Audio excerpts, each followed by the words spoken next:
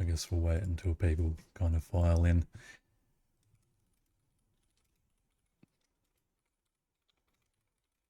You want to kind of focus on the kind of editing and like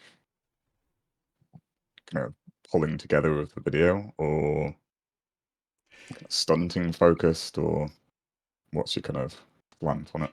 See, if I was a professional, I'd have a text document with a list of things I'd like to cover, but I I mean, same.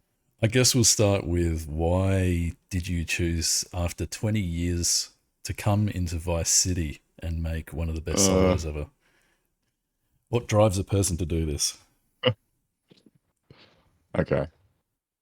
Is that the kind of like starting question, or is that kind of Yeah, preamble? we'll start with there because that's to start somewhere, doesn't it? Why indeed? I don't know. I think when I was like stunting with like TMS and that sort of thing, I was like between the ages of like 14 and 17.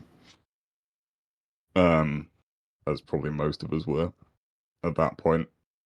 And like, spent a little bit of time stunting and a lot of time just doing general adolescent stuff.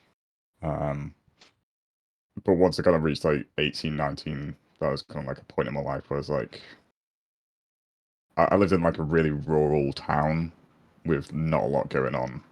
I was just kind of like, I just want to get out into the world and like enjoy my youth, basically.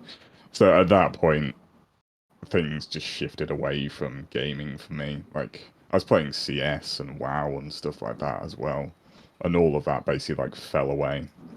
Um, Kind of twinned with like TMS just like eventually dying out.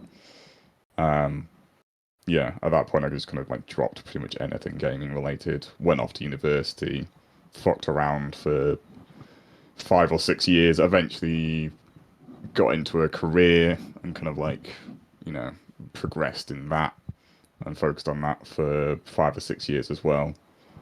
And then I kind of reached a point where I was just like, I just have a shit ton of free time now. I've got a stable career, making, a decent living, and I can kind of just do what I want. So I kind of, I was kind of just starting to dip into like older games that I used to enjoy. A lot of modern games I don't really like. Facts. Um, but there's some that are good, but like in general, not many. Mm. So I was just kind of like playing around with older things, like tried a little bit of surf when COVID came around. Oh yeah, you helped And me with actually, that.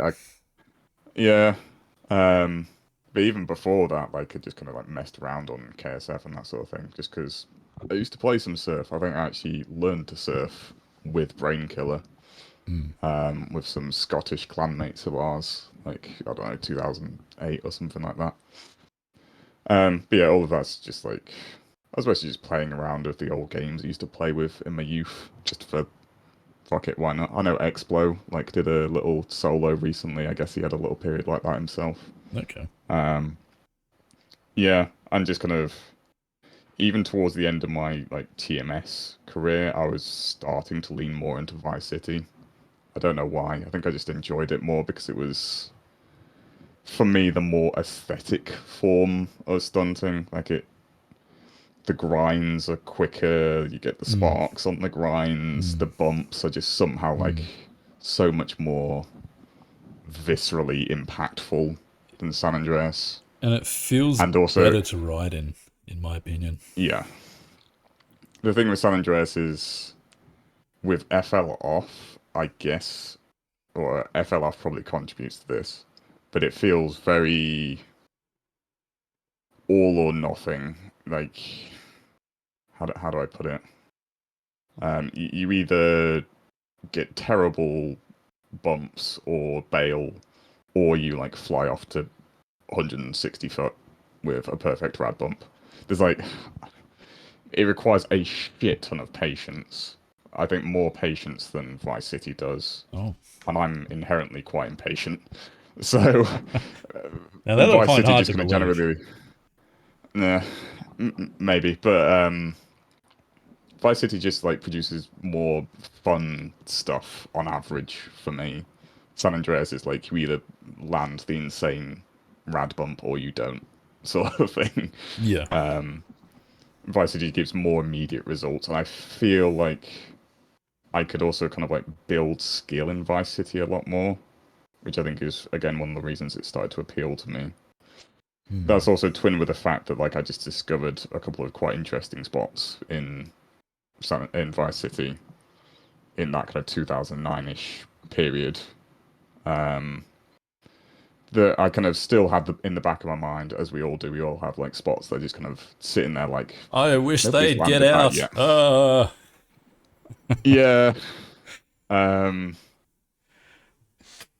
yeah, and a lot of my San Andreas ones got landed by Taz or Beal or whoever else over the years, kind of Era Reapers and all of those sorts of people. Hmm. So yeah, there wasn't a lot for me to go back to in San Andreas, which is why when I started to kind of fiddle around with just these older games, slightly before COVID, it was more like 2009 or something like that. I started to lean more into Vice City and yeah, started to try those older spots that I had in the back of my mind for those years. So which was the Yeah. first one you landed towards the solo? Uh, it obviously wasn't any of the massive ones. I think originally in kind of 2020, so during the pandemic, I again was just kind of trying to land smaller stunts, and I think it was a view to maybe putting it in a collab with Kaneda, King Jad, Nitz, Ares, Hmm. and I think that kind of fell through. So I was kind of left with like three or four, you know, not amazing reps, but reps. I kind of just didn't have anywhere to put them. I think one of them was like a double stoppy to BB grind in SAIVC. Was Let Ares me. trying that one as well? I think I know which one you're talking about. Uh, I don't think so. So I wasn't really directly in touch with them for quite a Hmm. while. I just kind of knew the collab was happening. Um, yeah, I'll try and dig it out somewhere because I probably have it. Yeah, if you have clips, Yeah. chuck your screen share on. Uh, yeah. God, it's going back so long. I actually don't know if I do or not anymore. It was on Streamable, unfortunately, but Hmm. that's gone. Um, might be able to dig out the rep quickly and just do it that way. Uh, yeah, and then several other kind of smaller San Andreas spots. So, the police tower in Los Santos, the police building. You can like tap it. From CJ's coming out of jail? Is that the one? Yes, I think Okay. so. It's the one that has like the circular pools and then the purple pillar that I Yeah, landed yeah, in yeah, the yeah. solo as well. Yeah. And like basically P2B off like the purple curved thing and land on the tower. Yeah. Okay. Thought that was old. I didn't think it was old, so I landed that. Um, a couple of others as well. Like the ramp to BB grind was probably the first that was like, this is actually a good stunt. That I landed. That would have been mid 2021 as well. That didn't make it into the end video, but it was in the trailer. Okay. Um, I should have clips of that somewhere. And that was a frustrating one because there is a perfectly possible. Well, I thought there was a possible double grind off it, but the collision is fucked. Yeah. Okay, I've got several clips of it. Which one's a good one? Yeah, this one's a good one. I'll stick this in my chat.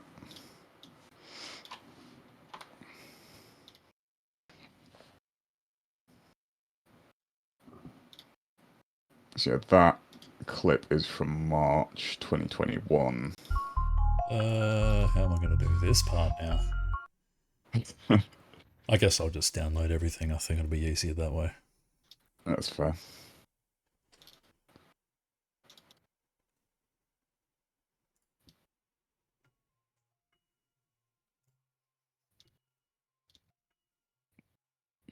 Oh, yeah. I remember this.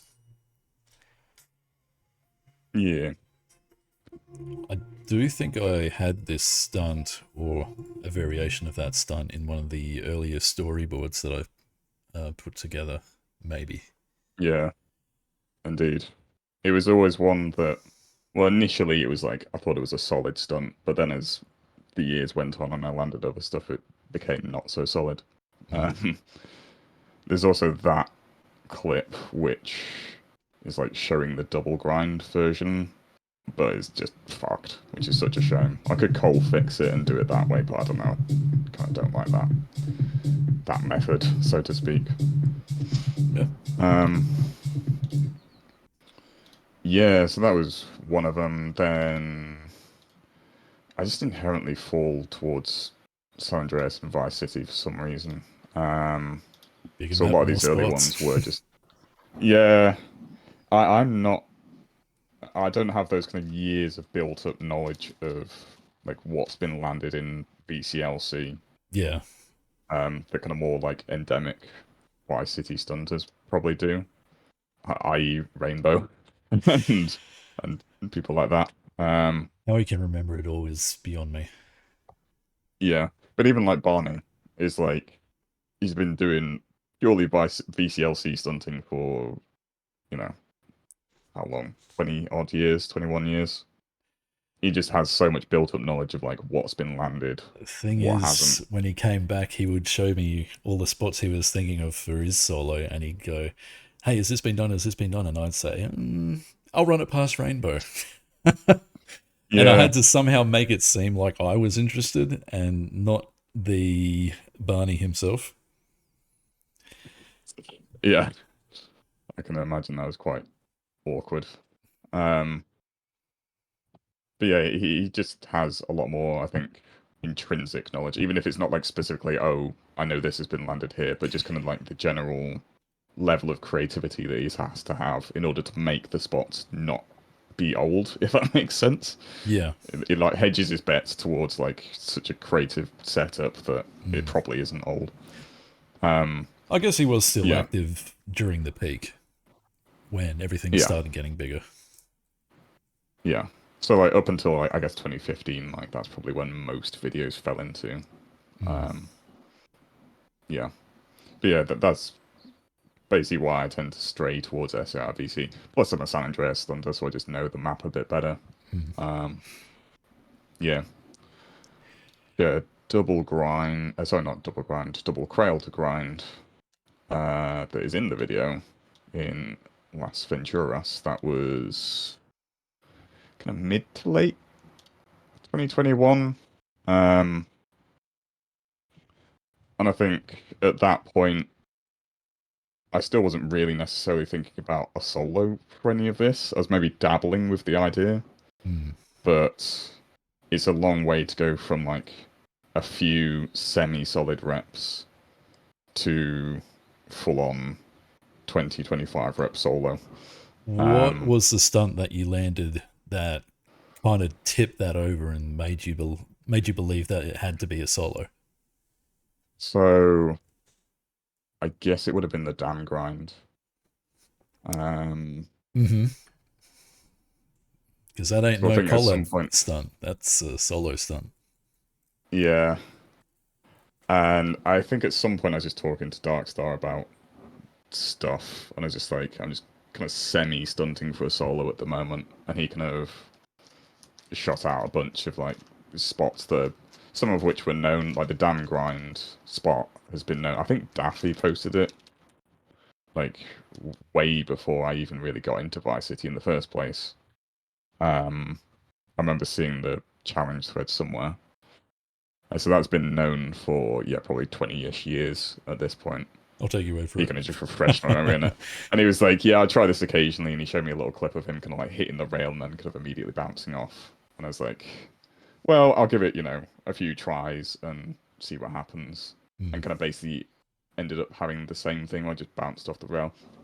And more importantly, just through, I'm not sure if it was luck or some kind of experimentation, just found the right input to get consistency of the little grass mound so that Mm. you don't kind of just fly off in random directions. You fly off towards the rail 90% of the time when you hit it.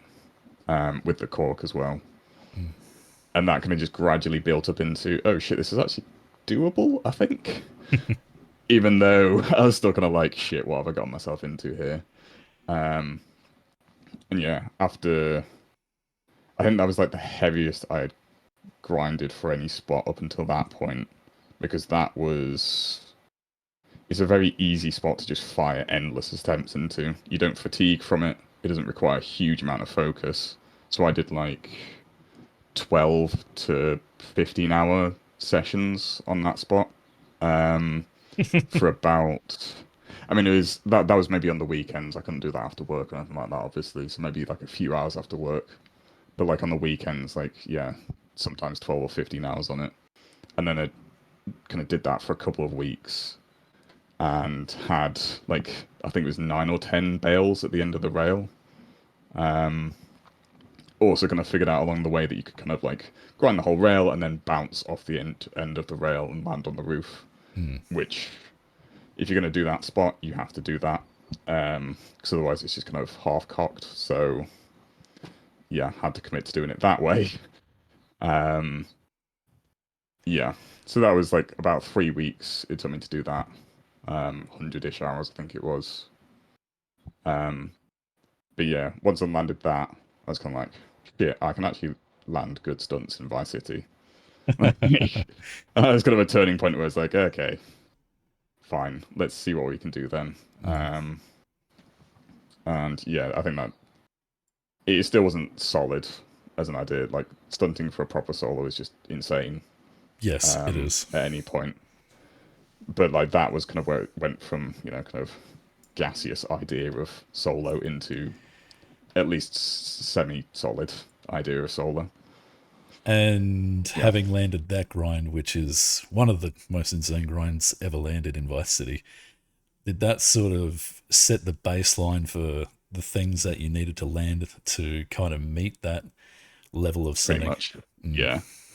I mean, the other thing as well is at the same time I was still trying the hedge bump because, as I said, like I just have these spots in the back of my mind, and that particular one is so enticing as a spot because it is right on the border of what you can actually not just do with the physics of the game, but humanly can do with the physics of the game. Like, what can a human realistically actually do Mm. with these physics? It's right on the edge, or pushing the edge at least. But it would constantly feed back in on itself, like saying like you can get there just a little bit more speed, just a little bit more, and then you just need to work out the landing and all this sort of thing. So whilst I was trying spots like that dam grind, I was still kind of in the background trying the hedge spot and also the crane CSM, which eventually died because I don't think the landing's actually doable.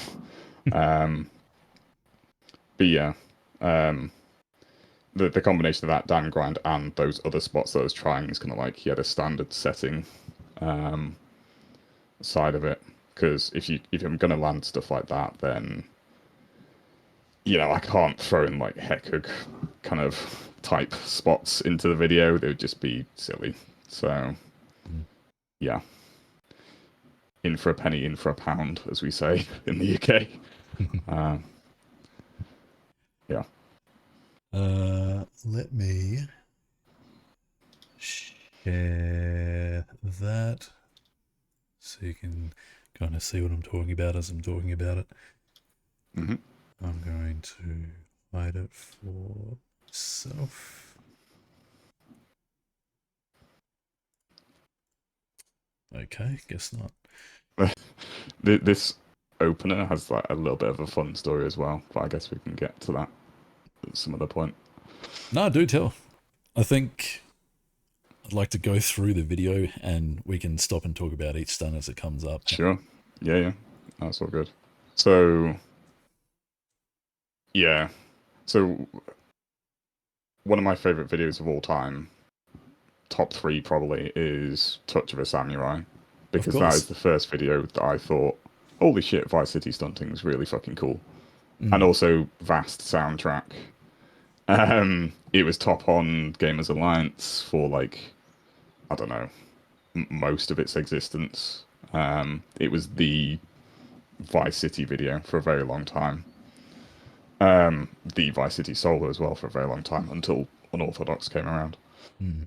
Um, yeah, and this is I've always thought this tower was doable somehow naturally. There's so many bump options in that area. Most of them were probably shit and wouldn't realistically work, but I was like, one of them somehow must have a way of doing it. Mm. Um, yeah, so I tried various different kind of bumps to this for a week or something.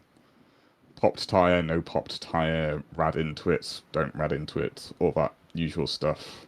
Um, Found that, yeah, having a popped tire on this particular bump sort of got me in range of the tower. Um, and it was just a case of, yeah, maybe put in 10 or 20 hours and I'd kind of bump around the edge of the tower once or twice or like slightly fly just to the side of it and stuff like that. Did have like, after I think 30 hours or so, an attempt where I actually overshot it. And I was like, okay, this is probably doable. It's still tough because it's like almost a precision. Well, it is a precision landing on there. Yeah, it's a lot of distance to Um, cover to land up there. yeah, and also it's slightly angled away from you, so it's not like you're hitting it perfectly perpendicularly. It's Mm. kind of a slightly odd angle to try and precision something. So I was like, yeah, this is probably like a 100-hour spot. Um, Total time? I was going away to, yeah, I was going away to Ireland for a week to visit some friends over there. And I knew I'd have like a bit of downtime in the hotel, so I was like, "Fuck it, I'll just take my laptop." I've got like a little 10 keyless keyboard. I was like, "Fuck it, I'll just take that. It's something to do in the hotel for like the odd hours that got not much going on." I also wanted to watch the football as well, so took it for that reason.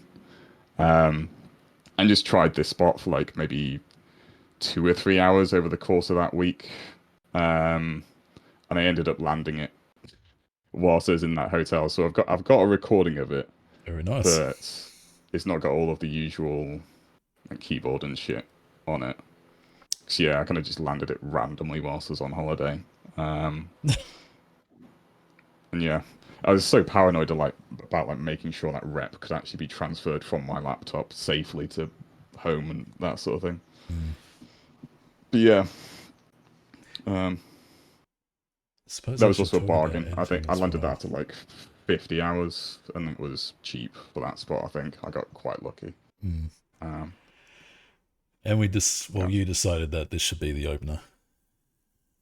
yeah. I think it's nice because it's natural. It's a classic Vice City location.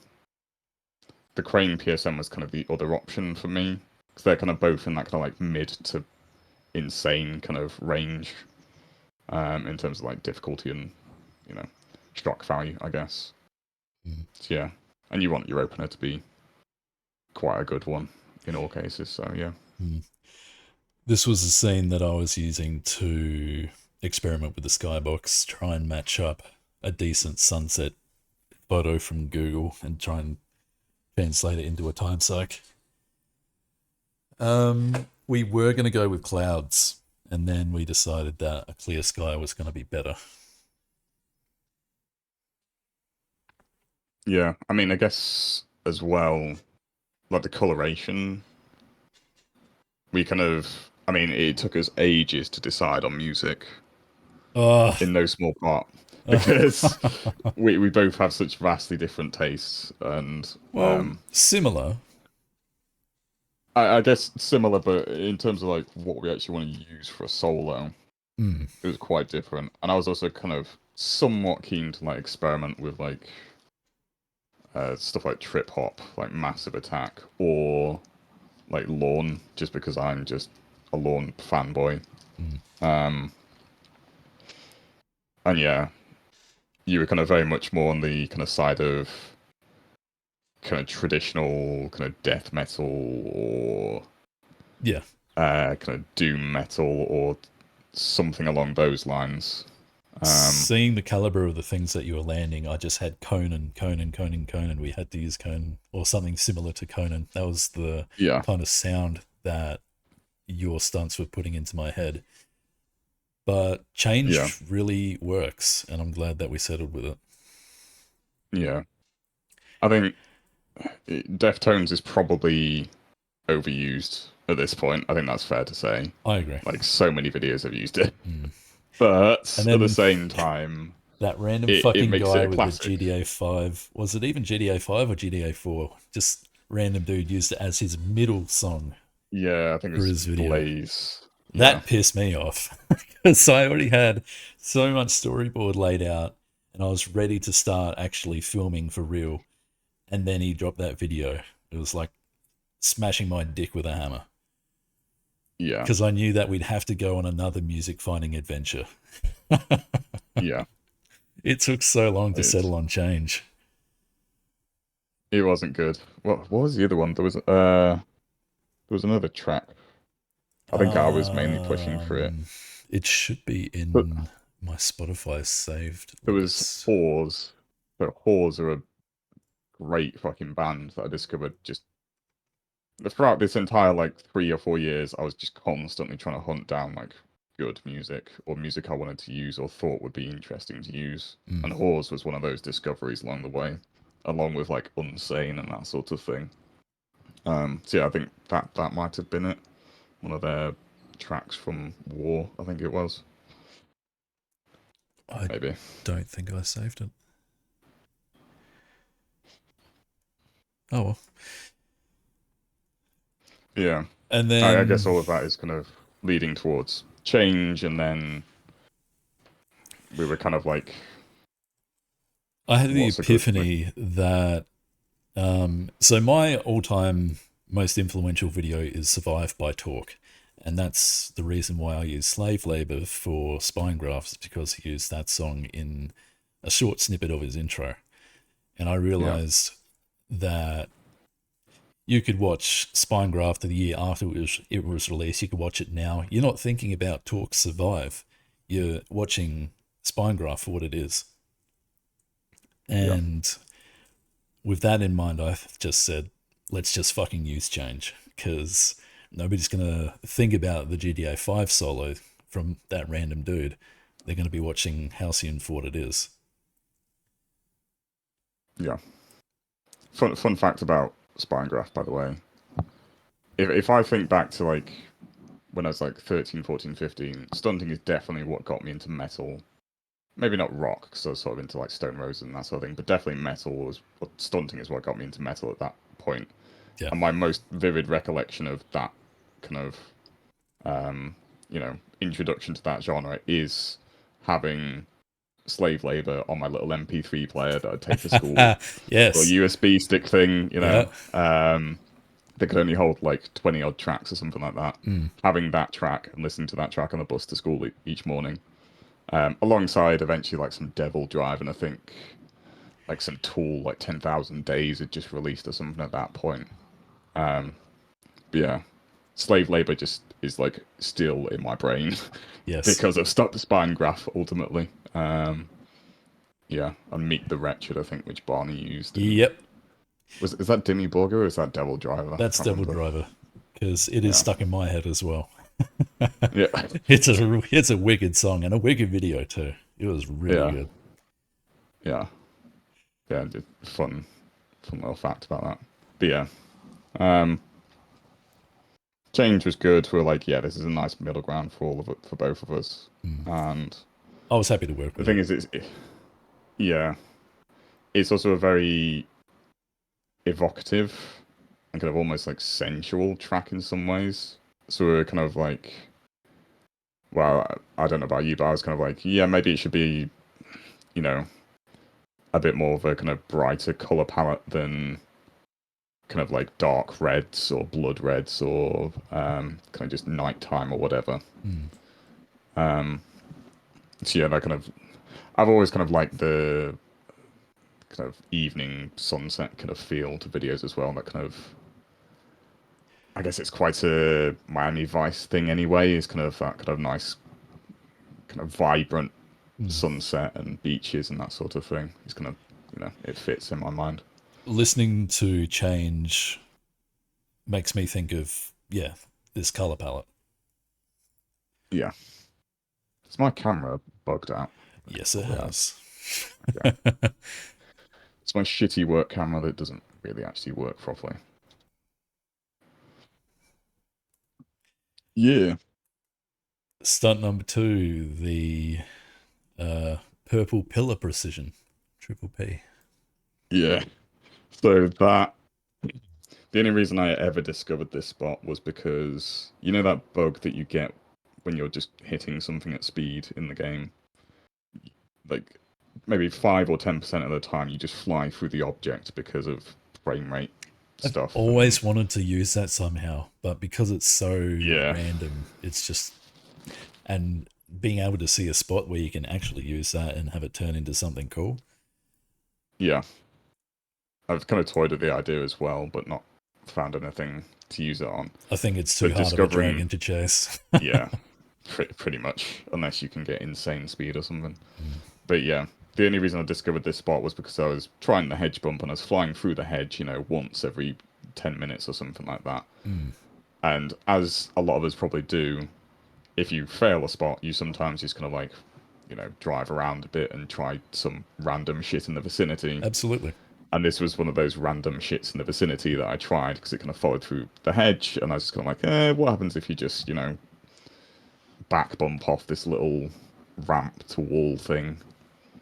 And yeah, actually, it gives you a pretty decent angle for that pillar. And yeah, just kind of went from there, really. How long did you spend? Uh, 40-ish hours, I think, when I actually started trying it properly. Mm. Um, yeah, I can't remember it taking more than like a week of kind of like quite dedicated grinding. I'm going to start a text document. So we had 50 hours for the first stunt, Yep, 40 hours for purple pillar, yep. and now we move into the VC docs grind. Yeah, so this is probably the most filler stunt of the video. I'd imagine that But was one at of the this, first ones that you landed. no, this was No. actually like quite late on. Oh, okay. This was a spot I was trying, whilst I was also trying, I think maybe this airport P2B as well. And also I was trying the Massey back bump P2B to 250-foot building. The combined difficulty of those two and just slamming into walls and packers for hundreds of hours, So losing this my is basically mind. the palette cleanser. Yeah, I just wanted something fun. Like, that was like quite nice to try, that wasn't just crazy difficulty. Yeah. I quite like that era where people would just land in boats. Again, it's like a Canada samurai ATS thing Mm. where they're just gonna land in boats, and that was just a cool thing. And it is a cool thing, in It my is. opinion, especially when the boat's moving. In this Mm. case, I didn't kind of, have a NPC boat, but it's still fun to just kind of land in a boat and drive away with it afterwards. Mm. So yeah, this actually seemed like a new spot to me. Like somehow I couldn't find anyone that had done it, nor could Rainbow.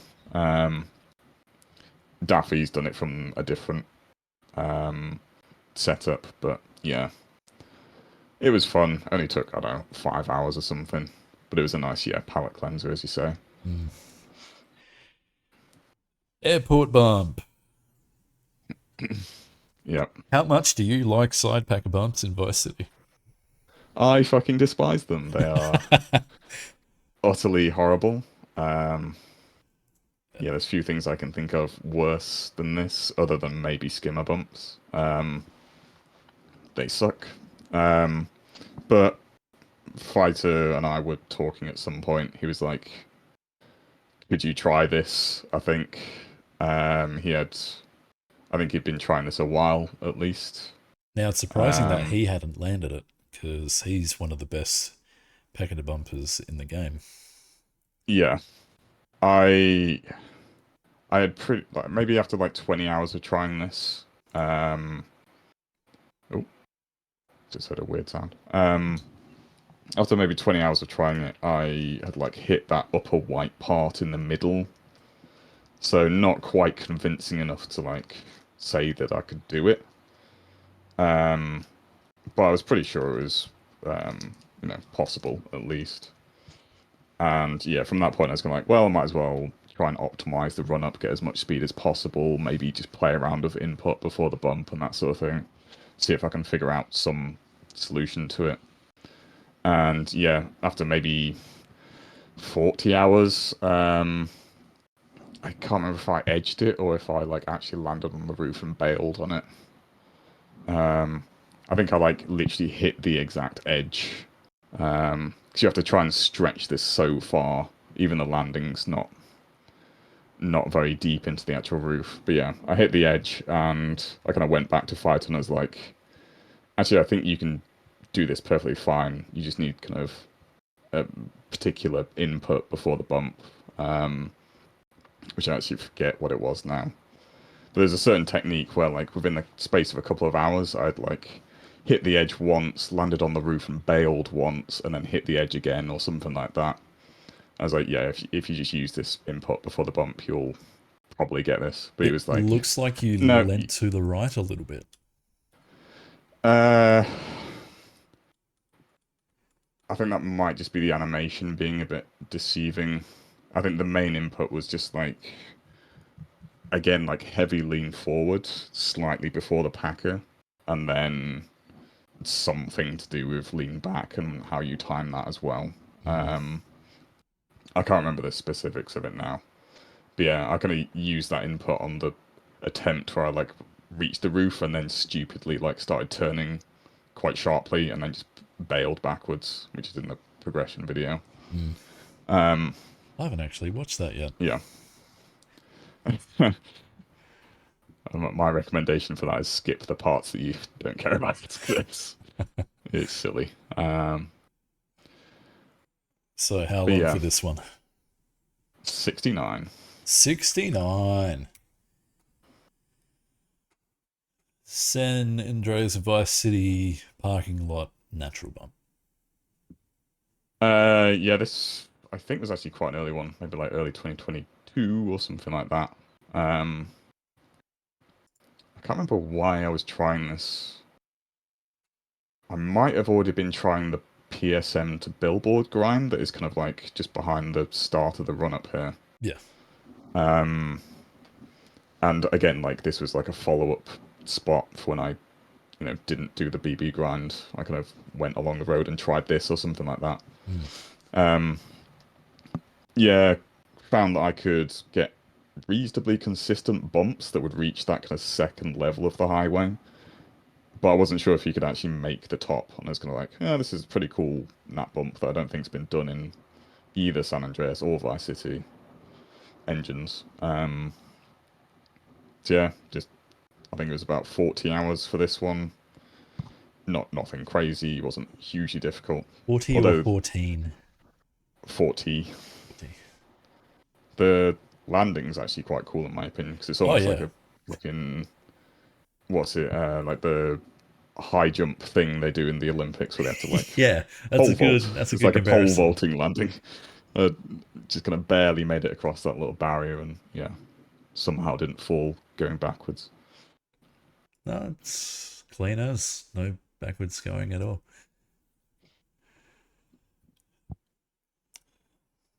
Anglefire likes the PSM. Yeah, he's asked me about this one. Now let's stop and Um, talk about this setup. I know everyone has at least gone back in their reactions and gone, how the hell has he done this?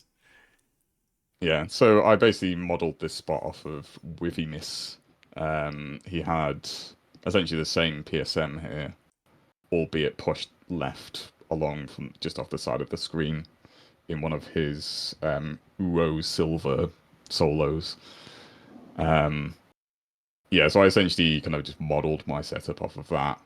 And yeah, you can do it by having a second packer upon which you drive your main packer up and then off the edge, such that the packer you are driving flips onto its side, and then you can kind of get out and shuffle it into the stuck position. The main thing is you want the wheels of the rear wheels to be on that white ledge, and then the front wheels to be on the kind of grass verge, and you tend to get it stuck in that position. Um, yeah, and then it's just kind of a matter of you can kind of do that thing where you're like twisting the angle, but you're not kind of like completely flipping it back onto its wheels or flipping it onto its roof. You're kind of just like slightly twisting it so you get like a more vertical bump or a slightly more lateral bump. And yeah, just a lot of kind of playing around with that. It takes a lot of kind of getting out the packer and like pushing it around as well. It becomes unstuck, and then you've got to redo it. It's just a matter of using save games. Mm. Since this is all perfectly possible within, natural conditions, you can just use admin console to just like flip the packer on its side and then start to manipulate it by, running into it and pushing it and that sort of thing from there. Mm. Yeah. I think you have to pop the tires maybe as well on the rear. Can't quite remember. I think there was a pop tire. Like typically when you're flipping them on the side, almost completely like this, popping the tires does seem to help. I did that on the Crane PSM as well, I think. At least one of the tires is popped there as well. Yeah, and then it's just a matter of gathering as much speed as possible from that fucked up run up where you have to like go over the grass verges of the Sanchez bike track and then have to do like a kind of you can't do a full scraping rads. That wouldn't be good for speed anyway, but you can do like a pretty good, you know, 30-meter rads on the grass, and then you have to kind of like fly over the gap and avoid the little bumps before, yeah, these ones before the packer. Mm. You just do all of that in a clean way and get a clean bump, and you'll get a pretty good result out of it. Sheep to your ass, why not land on top of the helicopter? Uh, Yeah, go back and do it too better, damn much, it. too much for my tastes. Yeah, maybe. I think either the grind or landing on the helicopter is probably doable, but I reckon it's probably like 100-hour plus spot if you do that, and I kind of wasn't that into it. I was happy enough to kind of land this helipad because I think it's technically not been landed properly yet. Matthias modded it, and I can't think of anybody else that has actually landed this from any direction. So, yeah, I was happy enough with that, to be honest with you. How many hours? It's like 15, I think. 15. Now, definitely the coolest tech stunt that's been landed in a while. The wall bump spin into wall ride to grind. Let me just see if I can fix my camera quickly. I reckon I just need to unplug it and plug it back in. All right. 14 hours of setting the PSM, 1 hour of actually stunning the spot. Honestly, I think it was maybe like more like 1 hour of setup and then 14 hours of shift there. Yeah, actually trying it. Right, okay. Camera seems happy. Cool. Cool. Yeah, why was I trying this? This was just one of those weird moments where you just like spontaneously just come up with a spot out of nowhere. I mean, obviously, there's been a billion different variations of something to grind on these fences in both San Andreas and Vice City. But yeah, for whatever reason, the kind of like impulse to just go and bump that little wall and do a 360 off it. Don't know. It's kind of one of those moments where I just kind of went like, oh yeah, you can do that. Yeah. Went and tried it, and I was like, yeah, it actually works. And then into the wall ride, and then into the grind. For quite a while on this spot, I wasn't convinced that you could do it without extreme luck by like getting semi-stuck at the end of the rail, slowing you down enough that you can just fall off and not have to worry about hitting the fence that comes after this fence. I had quite a few bails where I just flew off the end of this rail and immediately just smacked into the second brown fence to the left there. Mm. Um, yeah, I was also at that period where I was kind of like not fully committed to being a good Vice City stunter, and would like I was trying to put like a second vehicle down to kind of cushion the fall and that sort of thing. Um, Can't do yeah, that. I eventually I eventually came back to it in 2024, I think it was, rectified that, and it's just like fuck it, I'll just do it naturally. Um, and yeah, it's quite a hard spot in all honesty. That was a Oh 50-hour yeah. one, I think, as well. Um, just getting the sequence all together and getting that little stuck at the end that kind of slows you down enough. It's pretty tough. Mm. Natural bump, rail, grind to grind, with a 180 in the middle. Yeah, so this was product of being like, shit, I've got like so many big air or precs. I really need grinds, and I really need like tech grinds. So I just want to kind of make things balanced in the solo. Like I am, For sure. I guess I have a predisposition towards big air stunting, I guess. And that's not because I like it more than any kind of tech stunting. It's just what I'm naturally drawn to, I guess. Even though I actually like really enjoy like tech grinds and the stuff Fokker does and that sort of thing. Mm. Um, I'm just naturally drawn to big airs. So I kind of just was at a point where I was like, I need some slightly more technical spots. Started looking around, VCLC for potential, double grinds or interesting grind combos and that sort of thing.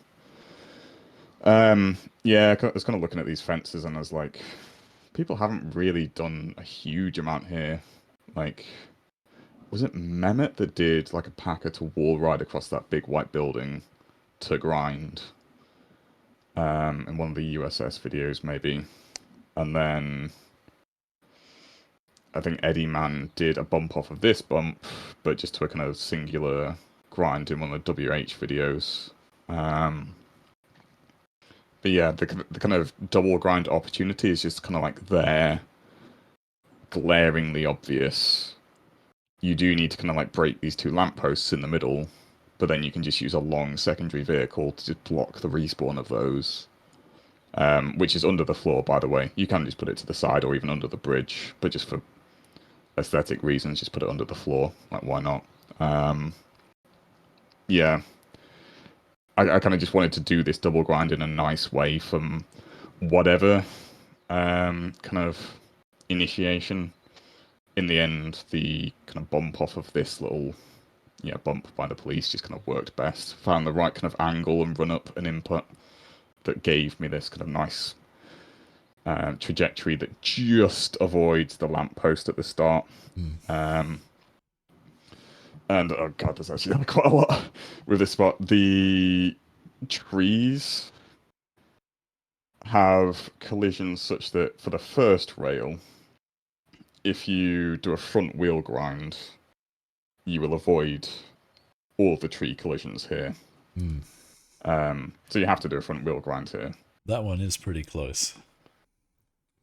Yeah, it's easier to see with like the kind of box collisions. But yeah, you have to front wheel grind this, and then kind of leading into the second rail, all of the trees there have collision that is lower than the rail, so you never have to worry about touching them. So it's only the collisions on the first rail that actually are a problem at all. So yeah, Was that kind of it helps a little bit there. was it me bugging you to do the 180 between, or was that? I think it Yeah, was. I still honestly harbor resentment. It was it was well intentioned and it was ultimately correct. Yes. But fuck me, it turned it from a 20-hour spot into like near enough a 100-hour spot with that one little 180. My And brain it was has been entirely correct. my brain has been tarnished by Syson's ability to do whatever the fuck he wants, and I knew that Yeah, being able to do that 180 between wasn't going to take too much from Syson's point of view. brother, you have no idea. Uh, yeah, I spent a lot of time on this spot in admin console, just like doing that first air and then seeing what it takes to actually like get that 180 off and not bail the second rail whilst doing it. Um, so there is, I guess this is a topic we should probably breach at some point, but admin console is a tool that, if anybody's played surf at all, it kind of allows you to like simulate spots and practice spots, and also just like find out if a spot is like possible in some fashion. Exactly. It's not perfect. It if you just like throw speed at a bump, you might get the impression that that has a direct correlation as to whether it's going to be possible or not with a normal attempt. That's not really the case. But it can give you a good indication that something is possible if it can be done with just admin console speed boost, or even just like modding your handling to just like send lots of speed into it, for testing purposes. Mm. Um, yeah, it basically just it's a kind of practice and debugging uh, tool, I suppose. Yeah, Um, I've and on used it this, to practice landings at tough spots. yeah, yeah, and I think that's probably something a lot of people haven't really considered or haven't bothered with or haven't had interest in doing. I think on this spot, it mattered a decent amount to kind of get my understanding of how the entry into this first rail should be. The immediate kind of two tap right turn input that kind of like starts your bike to kind of twist rightwards, and then a lean back just before the end of the rail, which then helps kind of pick up your bike off the small bump at the end of the rail, whilst you've got a little bit of rightwards momentum, so that kind of like helps you do the 180. Mm. Um, yeah, all of that is kind of through a lot of trial and error, essentially, both in terms of admin console and just trying it. Um, yeah, and then I had one or two attempts that had nice 180, but kind of like slightly fucked up second grind or bailed or whatever. Um, but eventually got it, and it came off quite nicely. For the I sake think of it's the probably video one. looking nice, this recording was done with map mods. I tilted the lampposts over with map editor Yeah, so they're out the way.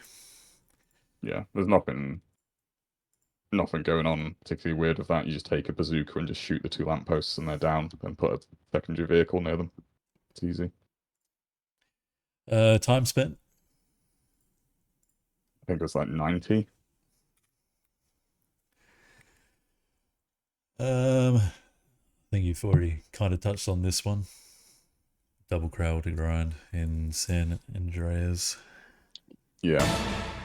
My favorite Vice City stunt of all time is Eddie Mann's double crailed grind from WH, Dope Ride 3. Solid Um, choice.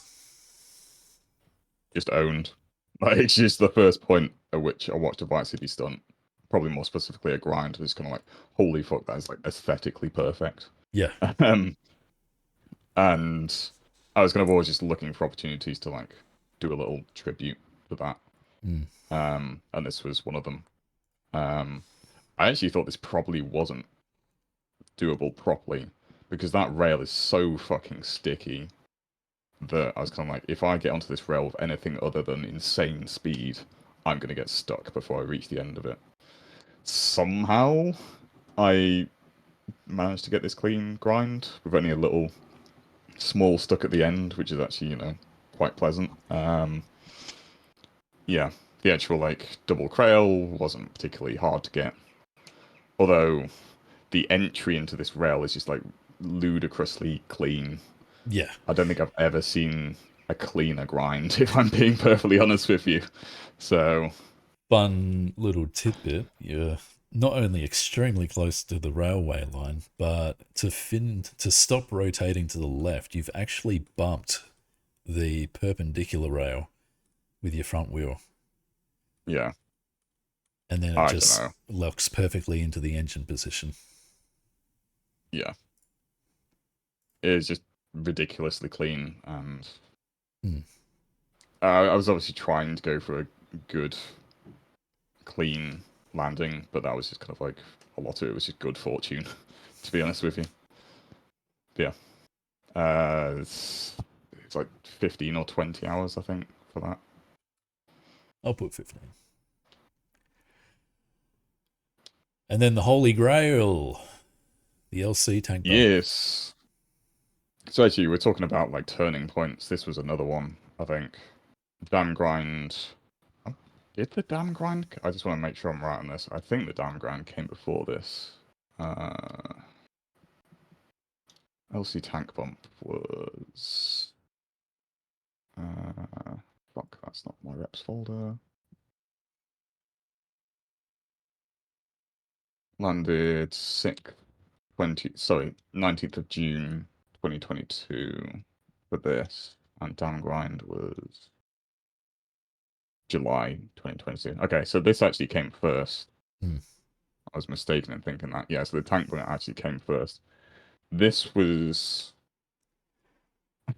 I think there's a semi-obvious elephant in the room about this, which is All Beast and his landing of this. Hmm.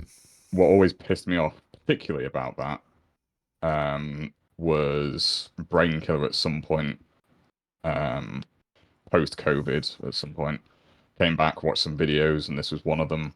Well, All Beast video was one of them. And he was talking about how him and Barney had spent like hundreds of hours trying this, or something like that. Me too. Yeah, Sheep tea he was as kind of well. amazed to see that landed. Yeah, that kind of just generally pissed me off.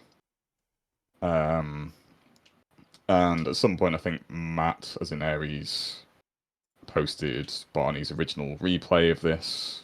Um, yeah, so the fact that Brainkiller had basically been like deceived by this was particularly annoying, considering he's not really active. And yeah, Matt posted the original rep, so I was like, fuck it, I'll just try this for a bit, see what it's like. And within the course of like maybe a couple of hours on a Friday evening, I had like hit the roof or hit the edge or something like that. And I was getting like pretty good attempts from what I remember on a fairly consistent basis, entirely modelled off of Barney's attempt. Because I was like, I don't know what All Beast was doing. Like, he probably VM'd some ridiculous run up together that is unrealistic. The point where you can just slam the tank infinity times with ridiculous speed and it will just happen eventually. Like, no technique really involved. So it's like I modelled Barney's run up and setup. And that, yeah, as I say, pretty quickly just netted pretty good results. So I was kind of like, fuck it, might as well go for it. Over the course of the following Saturday and Sunday, spent maybe 3 to 5 hours Saturday and Sunday on it, and by Sunday early evening, I'd actually landed it. That was still extremely fortunate. The fortune That was came from being able to get the height required by bonking the edge of this courthouse roof. So he's done a 360. Bike has rotated in just the perfect amount, and he's managed to bonk the extra height. I might actually launch the game to kind of look at it a bit better. so I think that kind of little scrape of the courthouse roof. I think yeah, it's a little bit like fortunate for sure. Um, I don't think it really added any height or anything to the actual bump. Um, but yeah, the main good luck aspect to this was I knew how it needed to be landed, which was you need to hit the edge of the roof, as in the highest roof that you're going to land, and use that to kill both forward and rotational speed. Because there's basically no way you can do this spot, I don't think, without virtual machine, without getting like insane rotation off a tank bump. Barney's attempt actually had like the lowest rotation I think I've seen from an attempt, and I've seen like Sheep T's attempt, and obviously my own as well. And all of the attempts just have like crazy rotation, like 3,000 plus degrees. You need a way to like kill that speed somehow, and it's like I need to hit the edge basically. So I kind of planned for that, but the fact it actually like occurred so early on in trying the spot was like pretty ridiculous. Um, yeah, I think it's probably like a 50-hour spot personally, maybe up to like 100 hours. But yeah, I somehow got it in like 12 or something like that.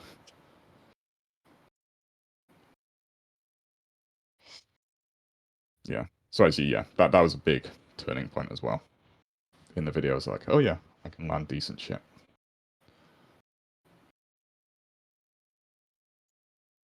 Okay, it Oh, is sorry, I've actually lost my loading. sound for some reason.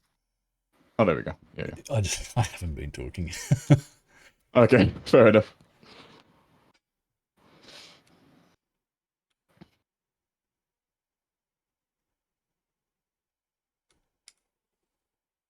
Oh, yeah. Also, I should say with this spot, I'm pretty sure the ledge behind the roof that I landed is also doable. I think it's a lot harder because I think you'll just bail a lot more, as in like bail on the bump if you have enough speed to land that ledge. But I'm pretty sure it's possible somehow. So yeah, please feel free to one up me and All Beast on that one.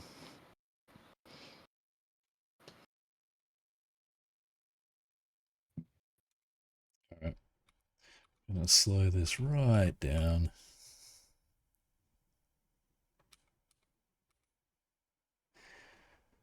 Coming in, bang, bonk again, and it actually gave you more spin too.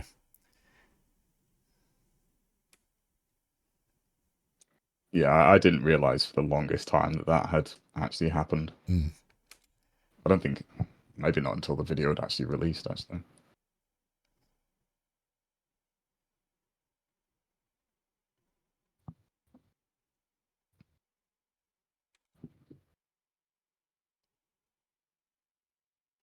Very cool.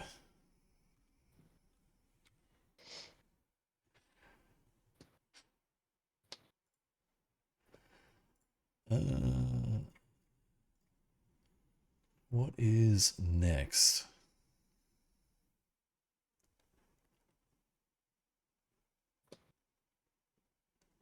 Oh yeah, the crazy The BSM to BSM. precision. Yeah, this was essentially a Beal request that he was like, you should do that Daffy BSM to this prec. I was like, yeah, that's a pretty good spot. So Pretty sick went away and landing. tried it thinking, yeah, I went away thinking, it's probably pretty tough, but I don't think it's crazy. Joke was on me, it was actually pretty crazy. Yeah, And yeah, BSMs aren't some, known for allowing bricks, let alone no, with a psycho spin. as I discovered, Mm. unfortunately. Um, I actually had an attempt. I think I was like trying a stunt during like a random 30-hour break I had at work or something like that. Um, and because yeah, I was so deep into things at that point, I was actually like giving 30 minutes at work and that sort of thing as well during lunchtime. Yeah, I had an attempt where I actually like had a perfect bump, perfect like single crail, and like bailed on the edge of this. 30 or 40 hours in, and then I kind of left it for a while. I think in Frostbite 3, Demon and or Ruiner landed it with a PSM, but it's kind of like I kind of really want to see that done with a BSM. Really, that's the Daffy blackout spot. Yeah, so I was just like, fuck it, I'll just commit to doing it with a BSM. I kind of don't care if it's kind of slightly technically old via PSM. I just kind of want to see it done at this point. Unfortunately, it took 130 hours. Jesus. Yeah, probably a lot more than it should have taken. I think it was a little bit unlucky, but as I was saying, like you win some, like the tank bump, you lose others like this, and later on the BB grind. Yeah, it is what it is. Yeah, heaps fortunate on the landing. Yeah, it was a weird one. Not the most aesthetically brilliant in my opinion, but I was just gonna take it at that point. Mm.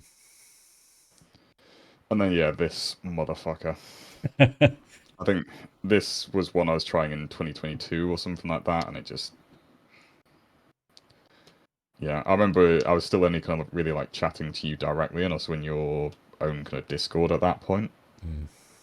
And I think I shared this with like you and like Krypton or something, like a perfect grind, and just kind of like bailed on the wall at the end.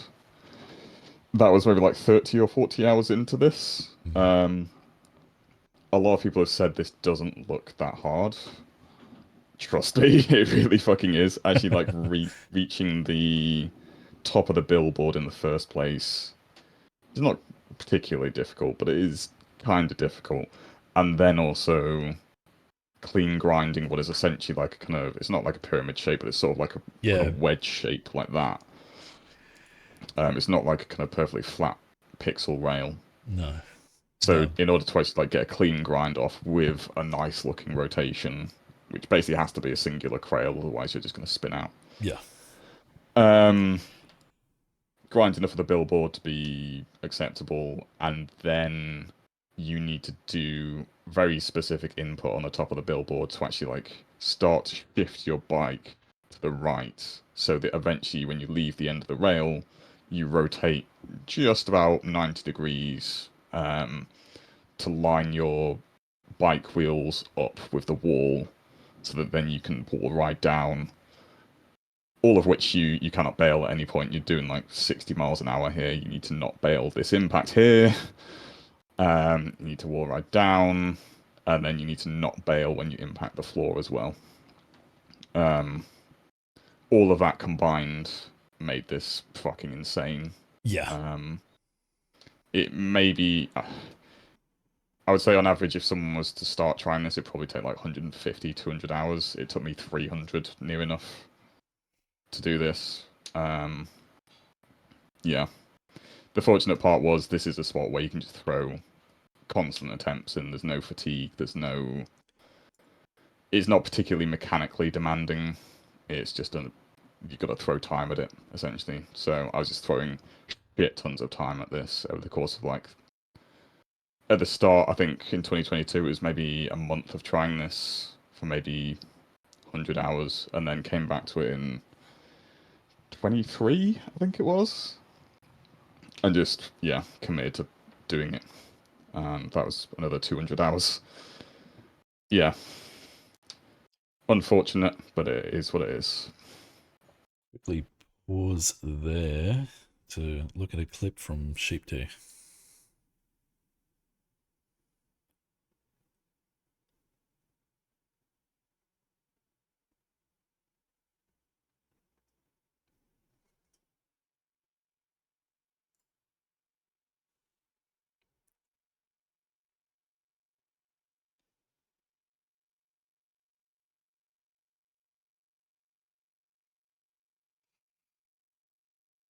First stunt of the setup. Tank has disappeared. Good natural bump. Very nice. Yeah, the tank disappearing is a constant problem there. Um, I made a save game of the kind of ideal setup, but even with that, I'd quite often just reload a secondary teleporter next to the spot and just double check the pack after, sorry, the tank after every attempt. I'd like a very definite idea on how the tank should line up against the textures of the courthouse wall, all based on what Barney had. Um, yeah, yeah. I think that was when I didn't have the fixed LC distance collisions. So yeah, that's probably why the tank was despawning quite a lot. Uh, is this a double bump? To some Yeah, degree. maybe. Double bump Yeah, this was to just kind of like a billboard. sort of semi-filler spot where I was kind of quite late on in the overall stunting progression of things. I was kind of like I need like VCLC spots because again, I'm just drawn to SIVC. There's more new stuff there. I could have had more SIVC than I would prefer compared against VCLC. So I was like, I need VCLC spots. Yeah, just kind of hunting around that area for cool stuff and just noticed this natural bump. It has been done with a PSM by I think Meet My Meat. I think we discovered. But yeah, natural's not been done. Nothing particularly difficult to it. It looks great though. Yeah, it's cool. You don't often see like kind of full-on rad bumps in Mm. Vice City. Was I either toying with the idea or unfortunately did record this stunt with Barney's cenotaph in the background? Yes. Yeah, I remember that. Um, I can't remember what the I think that was in circumstances the were. storyboard. Yeah. I think you used the same LC that you had for Cenotaph. And yeah, during the storyboard, yeah, the Cenotaph was still there. I Mm. mean, to be honest, it would actually be quite a nice Easter egg. Like, why not? Time spent here? Fuck, I actually can't remember.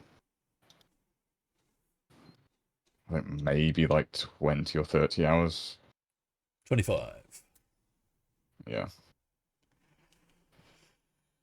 This is a doozy. Yep. It was actually quite a lucky land as well, to be honest with you. I had looked at this spot. I don't know if this is probably not just me, but this spot I've had in the back of my mind since 2006, 2007. It's just like one of the most obvious P2B spots in LC that hasn't been done, and that's remained true for a very long time. Um, yeah, I think Rainbow at some point mentioned this spot, and I can't remember if I tried it before he mentioned it, or he mentioned that Grizz had like edged this at some point. Mm. Um, I was kind of just trying it, seeing how the speed works out, seeing what kind of height and distance I can get off it. Quite early on, got a half decent attempt that was within like 15 foot of the roof, wrong angle and all of that, but that can be corrected. Yeah, nothing much, nothing kind of mechanically crazy about it. It's just got to get the entry into the drop down just right. You kind of end up like being quite close to the bridge pillar, and then obviously you want to maximize the rads once you're actually on this lower level as much as possible.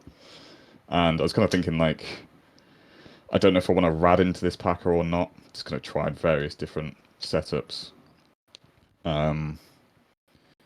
But I think ultimately I just settled on whatever gives me the most speed into the bump is what I've got to do, because it's such a fine margin between the speed you can get and the actual height required. So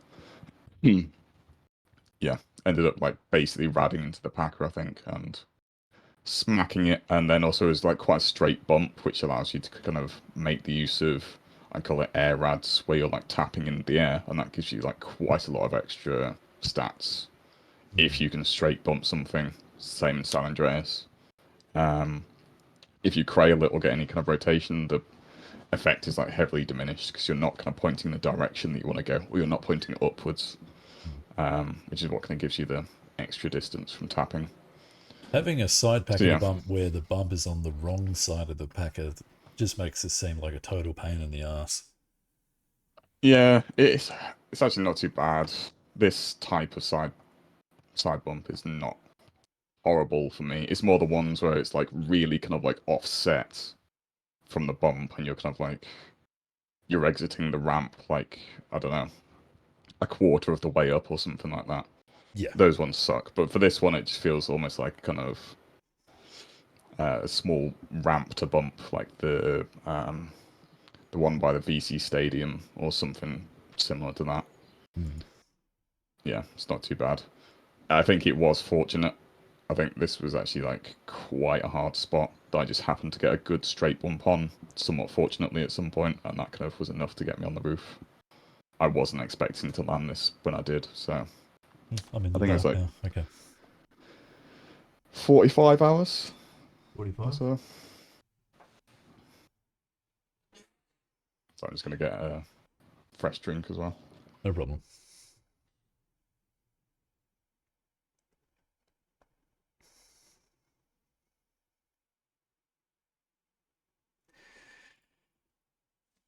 I'll see if I can.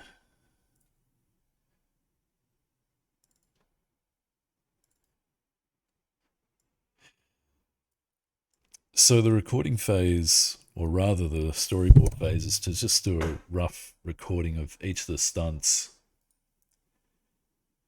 Can I open another instance of VLC? I don't think so. I know, I'll open it with something else. Alright, I'll go fuck myself.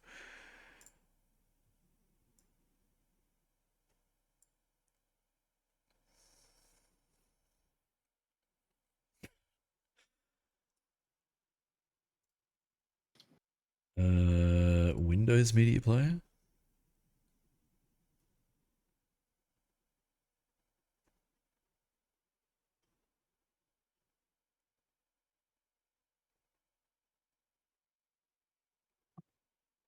So yeah, just record a complete playthrough of the replay from first person. And that is used for song and timing purposes.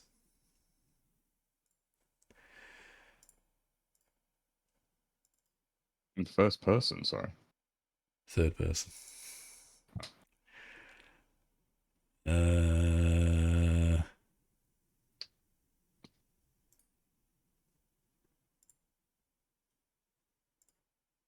oh, damn it.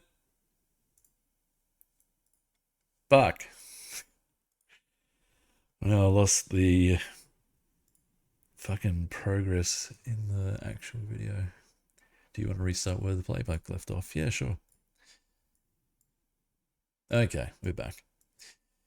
I think we'll continue with the actual video and not look at the storyboard just yet. Sure. Um, yeah, I think this was actually this curved grind one was actually quite a early one as well. I seem to remember like Max did a bump here up to the white roof on the left. I think it was an MO video. Um, but yeah, that kind of gave me the. Actually, no, it wasn't because of that. I was just kind of genuinely just looking around this area for just interesting grinds. I was looking on like the golf course. There's like a potential double grind there as well. Um, and just thought it'd be kind of neat to just grind this curve uphill and around as much as possible because I don't think I'd seen anyone do that. Obviously, I think Krypton had done a kind of grind to wall ride to grind Yeah. for the top of this curve, and that was pretty sweet. But I don't think I'd seen anyone kind of grind up here. So just kind of looking for a way to do that, and yeah, curb bump into drop down, and then I think Rainbow kind of hinted or pointed towards Max's run up for that bump, which is kind of like you go along the roof, kind of hard right, drop down onto the bridge, and then you can do like the curb bump or the normal bump. And yeah, kind of tough, if I'm being honest. Interesting choice doing a curb bump. Yeah, you can't do a full bump off of that thing. You'll get the wrong stats and angle and all that sort of thing. So it has to be like a little curb bump, not like a full curb bump, but just kind of like clip it enough so that it gets you over the ledge. Um, yeah, getting the right angle and right trajectory was really hard, and avoiding that wall as well. And then you've got to kind of like stick it out for the entire grind, which is yeah, kind of going all over the place as well as going uphill. Um, And eventually, I kind of reached a point in the rail where there was just such an extreme kink that I was like, I probably can't like go past this. And when I was testing it, I couldn't go past it. Well, I could go past it maybe like 1 out of 10 times, but the grind was so slow beyond that kink that you just always get stuck. I Yeah. couldn't see a way you could get like all the way around this curve and drop into the ocean on the other side. It didn't seem practical. So yeah, pretty much where the I exited the rail there was where that kink is, and where it just seemed like that's the kind of realistic extent of where this grind can be done. Thankful you So did exit yeah, it there because it works with the song better. yeah, it is quite a long stunt if I was to go all the way around, especially if the second part of the grind was quite slow. Yeah. Um, yeah, either way, I quite liked it as a spot. It's good for the And slow the down rest, and change. yeah, indeed. Not too much time here. I think it was like 20 hours maybe. It's really, I've got like a Google Doc with like literally all of this information I should get up. Oh yeah, you'd also for your well for the later part of the video you started using an actual in-game timer or game time recorder of some sort. How do you mean? Sorry, do you mean the using game time, just like changing the, nighttime, daytime? No, I remember seeing uh some sort of program that was tracking how much time you spent in the actual game, and you had Oh, yeah. different segments for each stunt. Yeah, I started, so basically that's like a time tracking application which like freelancers use for tracking, how long they spent on uh editing project for X company so they can track their hours and, charge accordingly. Yeah, I was basically using that to both like self-impose time limits on spots that I was trying. Because a lot of stuff I was kind of like, I don't want to spend more than 100 hours on this. I don't want to spend more than 200 hours on this. Just for my own sanity. Um, so I'm not just kind of endlessly sinking time and stuff. I actually want to like structure it at least a little bit. Because otherwise I'll be here for like a decade. Yeah, I don't want that. So yeah, I was using that to basically just like self-impose time limits on certain spots and also just gauge like realism as to can this be done like realistically. So yeah, for a lot of the harder spots, I was tracking that. I could put up if I can log into it still. I could put up a screenshot or something of it. But yeah, it also made sure that like I wasn't bullshitting myself or anyone else about like the time I was putting into this stuff. Hmm. Because it was like if I'd take a break for 5 minutes, I would stop the timer. I wouldn't like just go, oh, I stunted like a couple of hours this afternoon. I spent the whole afternoon stunting for this spot. It's like, no, it was like minute by minute track time. Um, Again, it's just good reasons to do it for your own sanity anyway. Um, yeah. I'm going to refill my water and grab a beer. Remember, if you have any questions for DeathCobra, don't hesitate to ask. I'll hop in your chat so I can actually see the chat as well.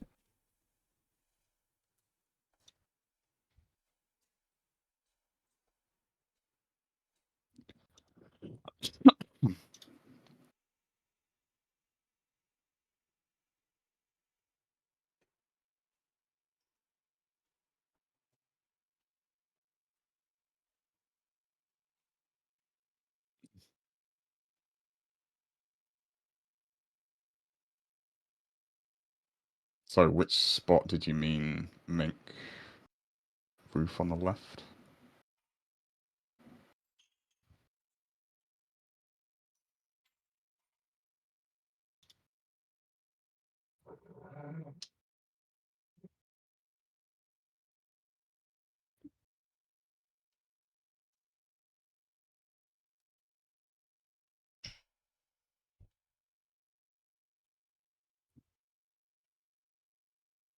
Was it puzzle?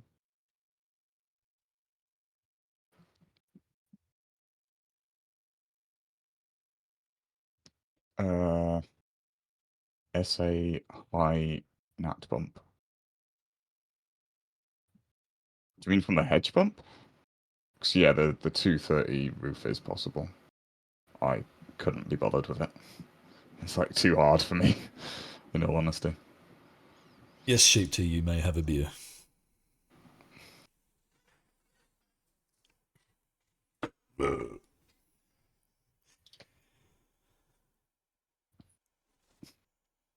Yes, this packer to bump.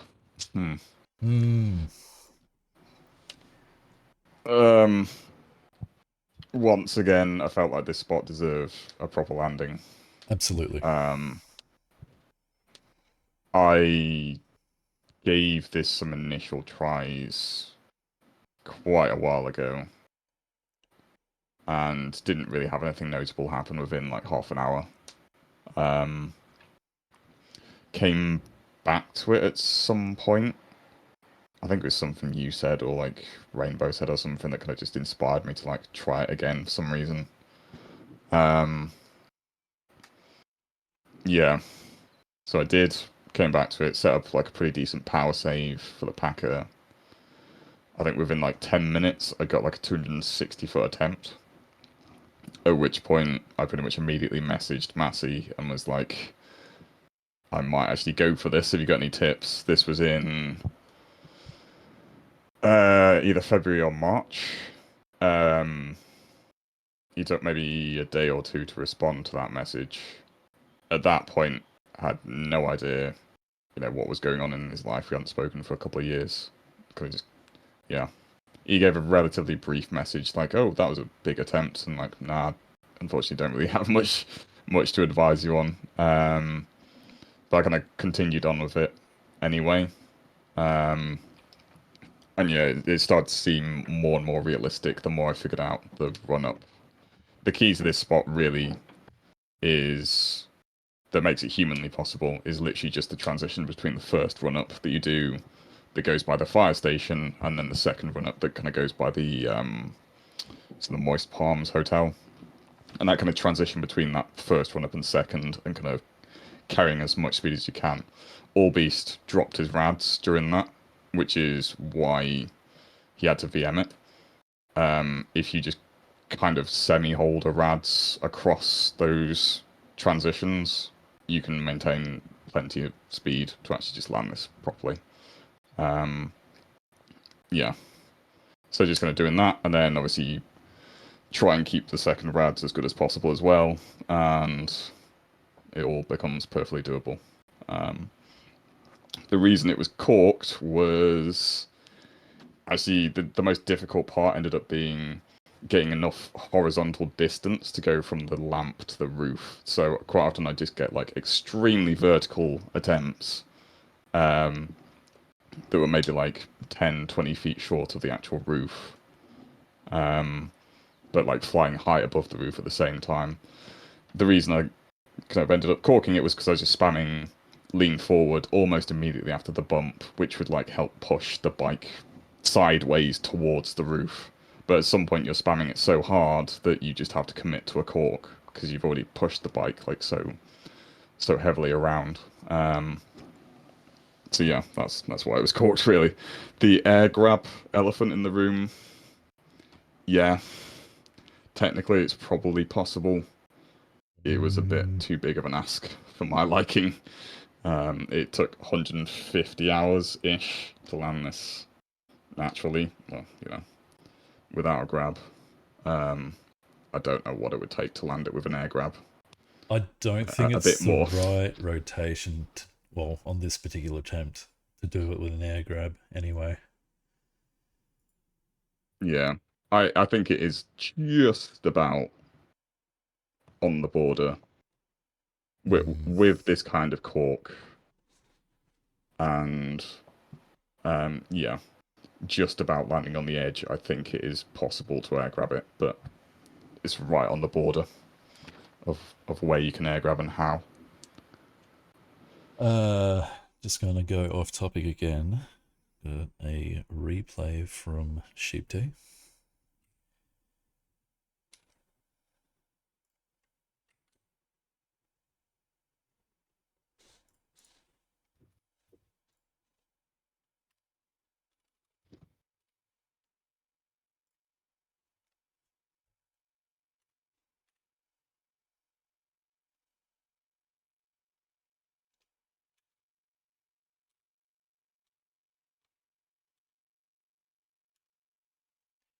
Come in quite straight on the bump.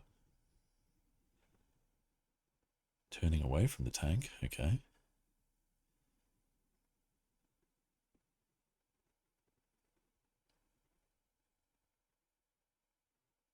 Oh no. Oh, that's painful. Yeah, that's unfortunate. It If it might. had been maybe 5 foot, kind of more shallow into the roof, you'd probably have stayed on the roof. And at that speed, it probably wouldn't bail going backwards either. I've probably got a replay of my own somewhere.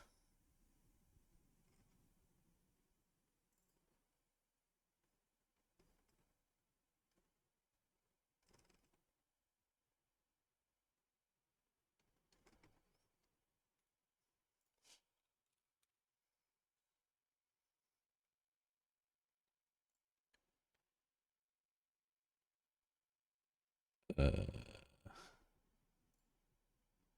this one? No, it's 2007.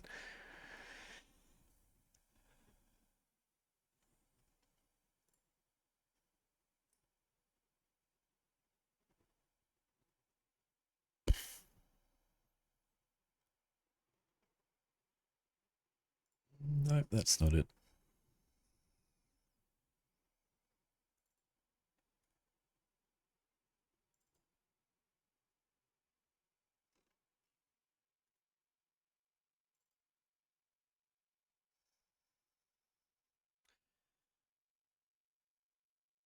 Okay, I think these are it.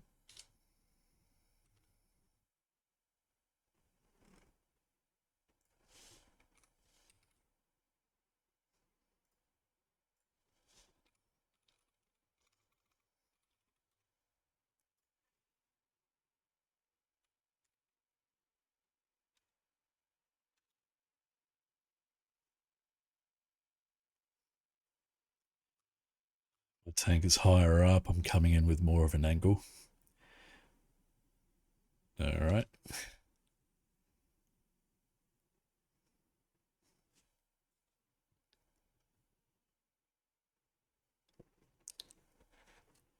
Yeah, I think you're using basically yeah, you are. You're using the exact same setup that I was using and Barney was using. Yep. I can tell just by the way the texture lines up with yeah. Mm-hmm.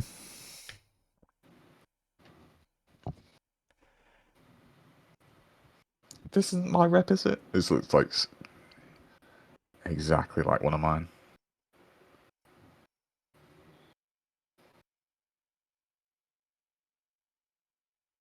Oh, weak attempt. Why did I save this? What's the other one It's a doing? pretty good try.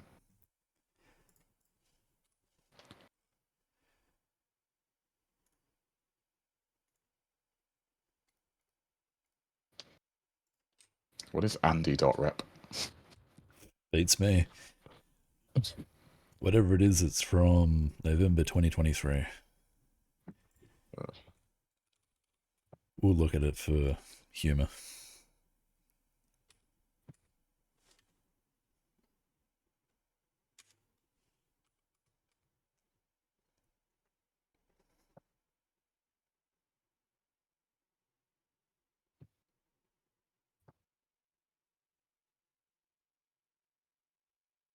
Yeah, plenty of Going height. pretty high.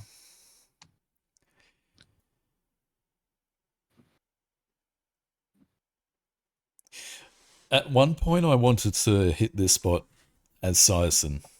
Use the building on the left as a recoil to air grab onto the actual landing. You know, silly shit. Actually, no, that's probably like quite doable from a human. Well, I say doable. 100, 200 hours maybe for a person to do it.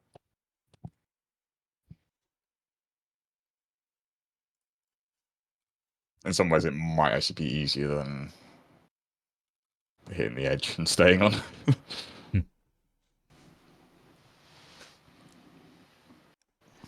This looks like the hedge bump. Yeah, it will be. Mm-hmm. Clink. Andy.rep. Whatever. Yeah, I guess you were maybe like checking the run up or something on that in Blender Who can really say? around that time.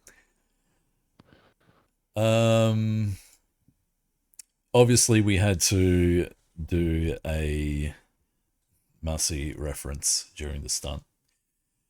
Yeah, We juggled with the idea of having another version of the replay of him doing the stunt first. The slow mo, he would appear up here or down here, something like that, or have his play model appear as a poster on the building or something. And then we eventually went with the fade transition on the actual stunt. And I think it's probably the best option we could have gone with. yeah. I think we could have done any of those given the track that we'd chosen, or depending on the track that we'd chosen. Yeah, and with change, this just seemed like the best way. Mm.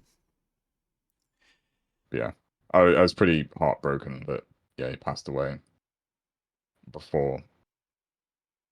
I wanted to show him this clip. Like, Mm. I was like, I should wait until we release the video so he can see it. But I didn't know, he was like seriously ill or anything like that. So yeah, Mm. that sucks. Shipty asks, Marcy had this stunt in mind. Yes.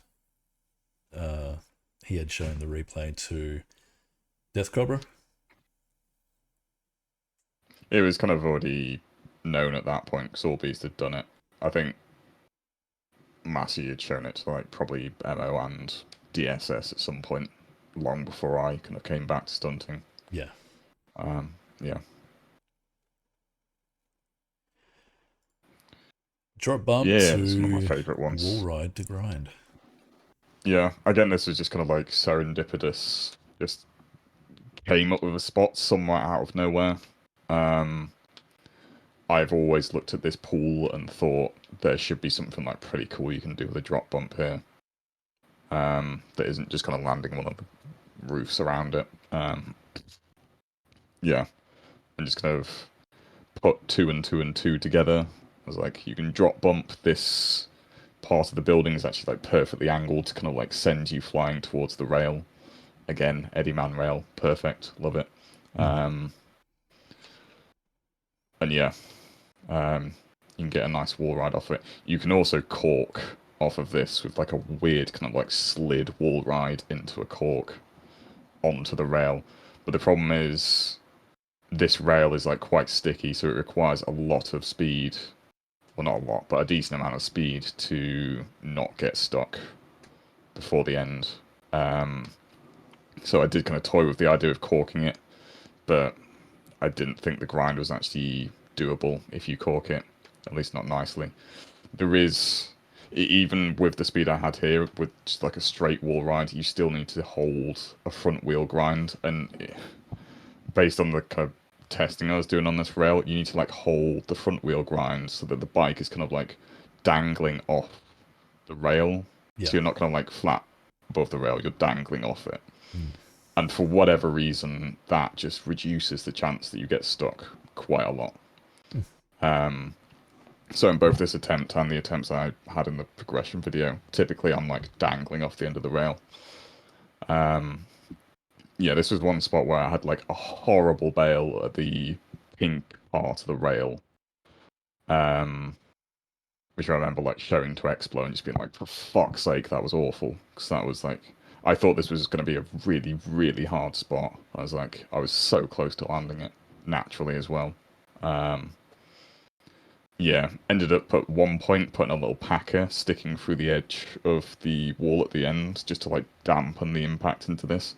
Because again, I thought this was such a hard spot that reaching that point would be like a miracle in itself. I didn't kind of want the risk of like bailing on that wall. Um, but yeah, in the end, got a bit more confidence. I was kind of like, I'll try and clean this up, and yeah, did before we released. Thankful, because the Packer made it lame. In my mind, it was kind of fine, but it was just like a little bit below perfect. Yeah, So, yeah. a bittersweet part of that Packer landing is it did have a better exit from the wall ride.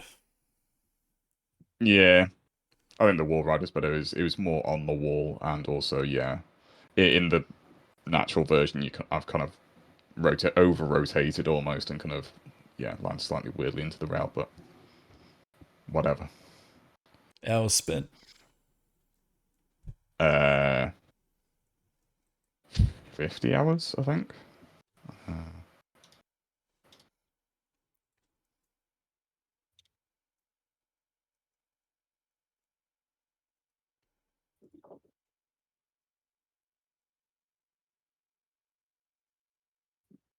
yeah, 50.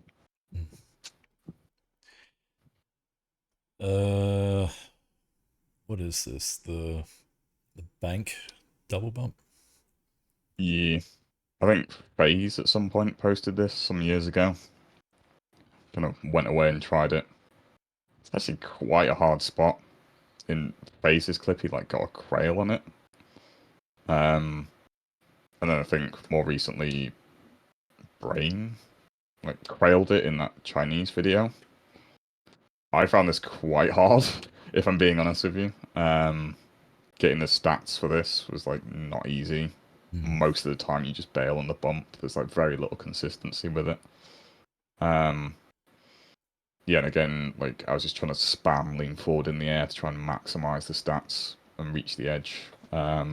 Kind of fortunate that I like clipped the edge in just the right way that I didn't bail somehow, and then again like rotated and landed okay somehow on the wheels. Um, yeah, I like the rough oh, landing. It's adds a bit more excitement.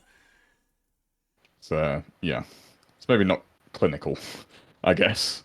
Some of my other landings are pretty clinical, but this one, yeah, was a bit spicier.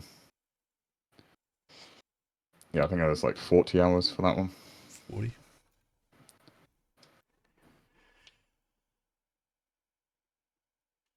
The LC Doxed Crane Precision, which for some Yeah. reason I couldn't have a blender cam for that moved. Or actually, no, I couldn't use a camera that had FOV changes. It would crash the game for some reason. Only this replay had that issue. Maybe because we're trying to capture so much of the map in one shot or something. Um, yeah, I think this is probably the most mechanically difficult stunt in this video.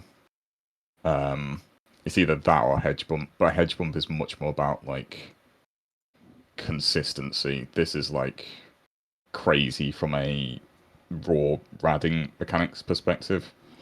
Um, it's deceptive how much speed you need to get for this and how limited your speed is because of the weird kind of angle you have to take into this lower part of the docks. Um, and how you just can't really like get a straight run up down to this stairway. Mm. Um, you cannot do like scraping rads on this. You will not have enough speed. You'll have enough speed to get close, and that will instill a sense of confidence that you will land it.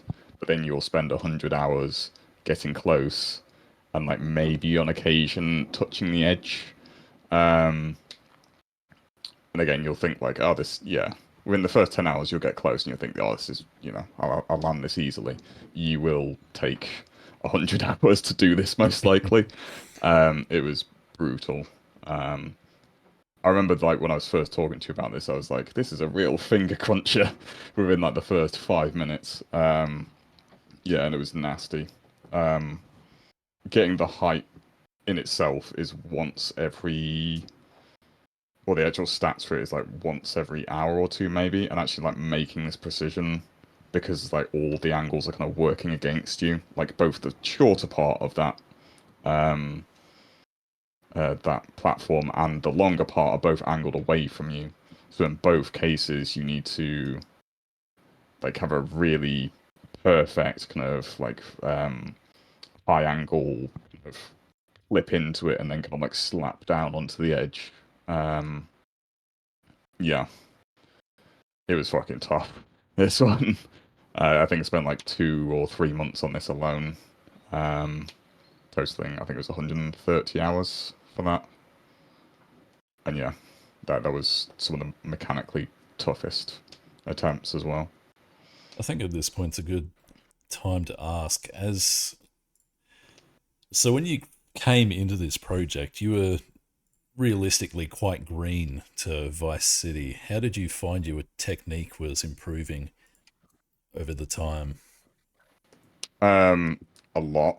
Uh, so one thing I should say is I was always very good at rads, even in San Andreas. And Mm, like San Andreas has the kind of um equalizing factor of FL off, which means that typically one stunter compared to the other is going to be quite similar in terms of rads because there's such a high frame rate that um there's not a huge amount of like stuff you can do wrong, if that makes sense. It's like FL off in Vice City. It's like everybody can hit 180, 190 miles an hour mm. with that because it is just tapping. You just tap, lean forward. You don't ever need to worry about like adjusting for road bumps or you know movements in the bike that happen sporadically and that sort of thing.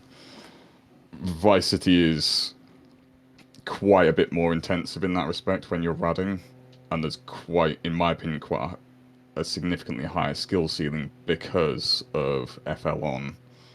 Um, and fortunately, Vice City has the benefit that you can still get a lot of speed, unlike San Andreas with FL on. So yeah, I was always quite good at radding anyway. Obviously, 20 years out of it, no, I wasn't coming back and doing particularly well in that respect. I kind of watched back some of my clips from that period, and I was like, Jesus, I sucked. um, and yeah, I think mainly trying the hedge bump forced me to really get good um, at just general bike mechanics, not just radding, but just general control of the bike. And then yeah, kind of, I think this Crane PSM was like early 2023. I was trying this. I'd also tried stuff like the tank bump for one. Was the Casino CSM that's a bit later on. I'd already tried that for like 100 hours as well, which had like quite a. It wasn't a strict or difficult run up, but you had to. I kind of discovered a technique along the way there that was like you can kind of do like pump radding, which is like normally if you watch like a WH, you know, big rad to a big stunt, they're like scraping the entire way. I kind of discovered during that Casino CSM that if you actually like kind of fluctuate between kind of being quite far back in the rad and then like a little bit forward and kind of like you're jittering between those two states, Yeah. that actually gives you pretty much, well, it gives you at least as much speed as you would get doing a perfect scraping rad, but actually like quite often more speed than that. And it was also a lot easier to execute because you're not worrying about kind of constantly slapping down out of the scraping rads. You're actually like kind of preempting being forced out of the rad because you're, I don't know how to put this, you're kind of constantly forcing the bike into the positions yourself rather than just subjecting yourself to like random kind of events of being pushed down and that sort of thing. Mm. So it becomes a lot more consistent as well, and that eventually fed into this box. I was trying that Casino CSM somewhat in parallel with this, or like I went away and tried the CSM for a bit, and then came back to this Crane PSM. And the kind of the learnings I took from that kind of like pump radding thing ended up like feeding into this Crane PSM as well, and yeah, made it a lot more doable. So yeah, stuff like that was kind of learnt along the way, as well as just kind of mechanically getting a bit better at the game, I guess. Mm.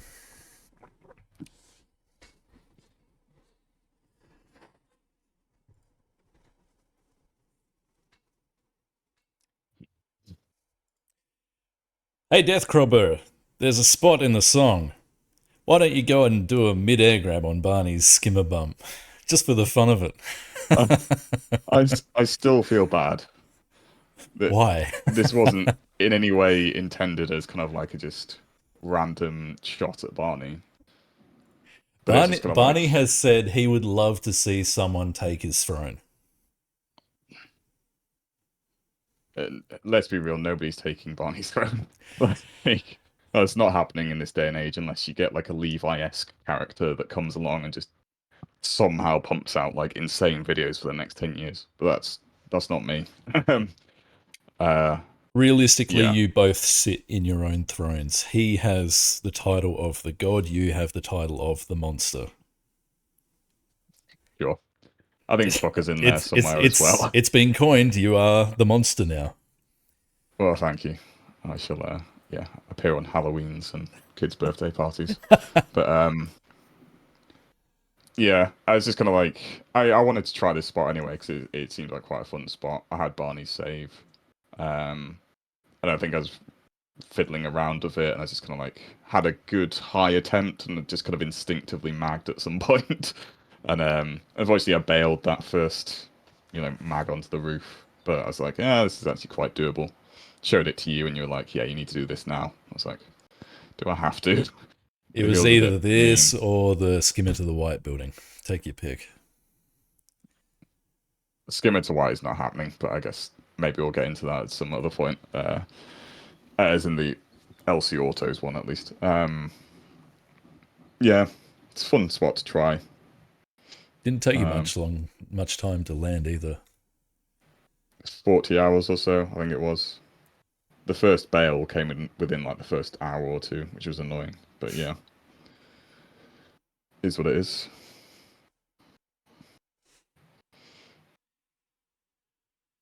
The holy grail of the San Andreas and Vice City map. Everyone wanted a Yeah, piece of this this. this bitch. Um, yeah, I started trying this again when I was on holiday, actually in France this time. Um, yeah, just kind of something fun that I thought, I'll Oh yes, throw a couple of super hours at fun. it and just see what happens. CSMs are fun because you just get like so many. It's like PSMs. You just get a lot of attempts that kind of get you in the right area. You don't feel like Yeah, you're just slamming into something and bailing constantly, I'll give you that. like nap CSMs bumps are or fun. yeah. Um, yeah, kind of tried it for a bit when I was on holiday. Came back and I landed the roof like several times at least. At that point, it's kind of like, this is probably doable somehow. The actual precking part doesn't seem crazy because the angle's just right for you to kind of like just, if you hit it straight, then you've got a good chance of stopping on it. Little did I know that I would spend about 90 to 100 hours using a setup that probably wasn't great. It felt good because it would give me lots of height and it would get me almost onto the precision, but just not quite. And it would do that for 100 hours worth of attempts. I did have a few attempts that, slapped the precision a little bit and that sort of thing, but nothing that convinced me I was going to land it anytime soon. So I kind of gave up for a bit, I think. Didn't try it in 2023. Rainbow kept on saying like people need to land this or you need to land this.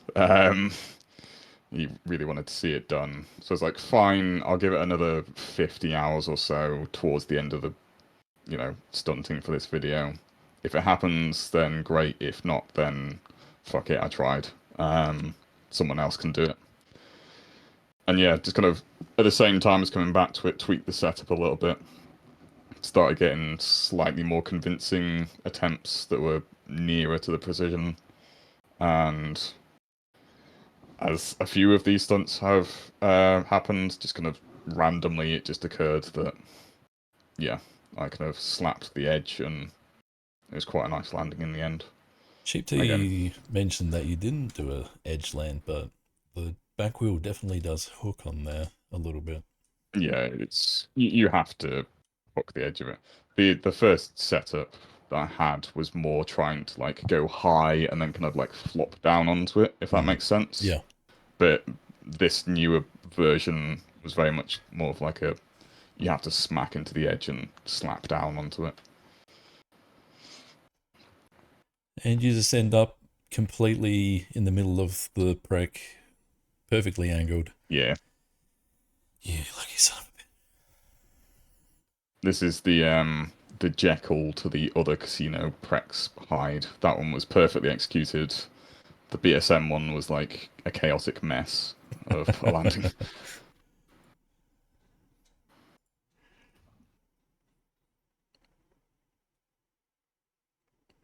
Biggest grind I've ever seen done. Yeah, honestly, probably my actual like I have to say the hedge bump is probably actually my favorite stunt in the video. But in terms of aesthetics, like my if I was watching this video as a third party, I think this would be my favorite stunt in it. Um, yeah. Why? Well, so I did give you a visual fix on this fence to line up with the Yes. collision better. Yep. Um, I suppose it's more kosher if we didn't use that version of the fence in the actual video and have you grinding in the air instead.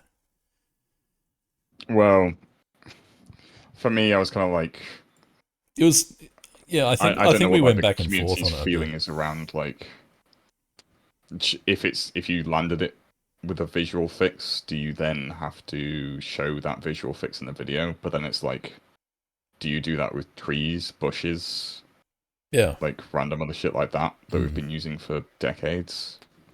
It doesn't seem like there's a common thread, so I was just kind of like, to you guys, which do you want? I sort of preferred it with the visual fix, but then you guys were all like, no, we prefer it without. Which I can understand because it's also got like I think that monolith dam grind. Um, there's like a precedent for like doing these grinds without the visual model being fixed. So yeah, I don't mind either way. I also sort of don't care if people kind of don't quite like it. Like it's not a huge deal. It didn't really matter that much for the actual landing anyway. No. It helped a little bit probably, but the difficulty wasn't in entry into the rail. It was in consistency of the first bump and also not bailing at the end of the rail. Those were the hard parts. So yeah.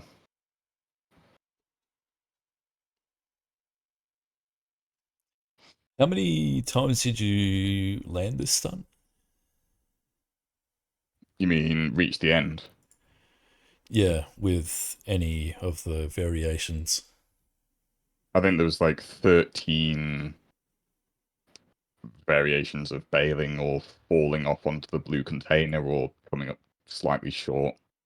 Um, yeah, I think it was the 14th attempt that was this one. Hmm. Time spent. 100 hours.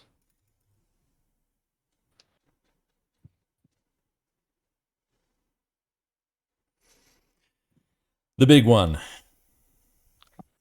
Yeah. Uh, that I I don't fought know how tooth much. and nail, that I insisted that it wasn't the ender of the video. Yeah, I mean, there's valid argument in both directions. Um, I was kind of like, you're editing the video, you know, I see the value of, your opinion on this as well. It's very much a personal obsession rather than a community obsession. Although there was like a thread that popped up like a year and a half ago, which was like, has anyone landed this? And it wasn't even in like the Vice City section, it's just in like general discussion of the forums. Has anyone landed this spot yet? And then people started linking trips, modded attempt, yeah, and that sort of thing. So I guess there is like still some community knowledge about it. Um, yeah, started on this. Well, if we ignore probably 50 to 100 hours in 2009, started on it probably early 2021. maybe a little bit before that, but I probably didn't have a good enough skills to actually get any good attempts at that point. That's something that has kind of boggled my mind. Being a Vice City stunter mainly, for as long as I've been stunting, looking at this hedge and thinking I can do this naturally just never occurred to me. I think it was because in 2009 I was still a transitioning San Andreas stunter, um, and this hedge is perfectly common to bump this in San Andreas. Yeah, the bikes in San Andreas prefer higher bumps.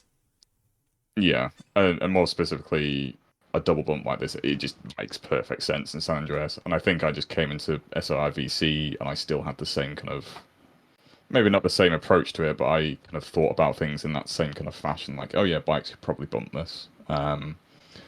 And just kind of tried it for a bit. My original intention when I was trying this in 2009 wasn't to go for the grey roof, it was to go for that little orange one.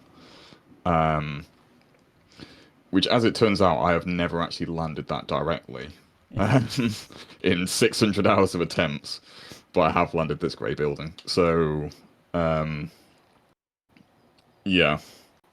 And during trying for that orange building all those years ago, I kind of got like a ridiculous attempt, which is showing him a progression thing, or ridiculous for the time. That was kind of like, holy shit, this is actually possible. And yeah, I think WH tried it for quite a few years. Obviously, Trip tried it with questionable handling. Um, yeah, and then came back to it 2021. I wouldn't be getting anywhere near enough speed. I wasn't using the Packer at that point. I was probably still coping quite hard that you could land flat on the roof and not fall off. Um, yeah,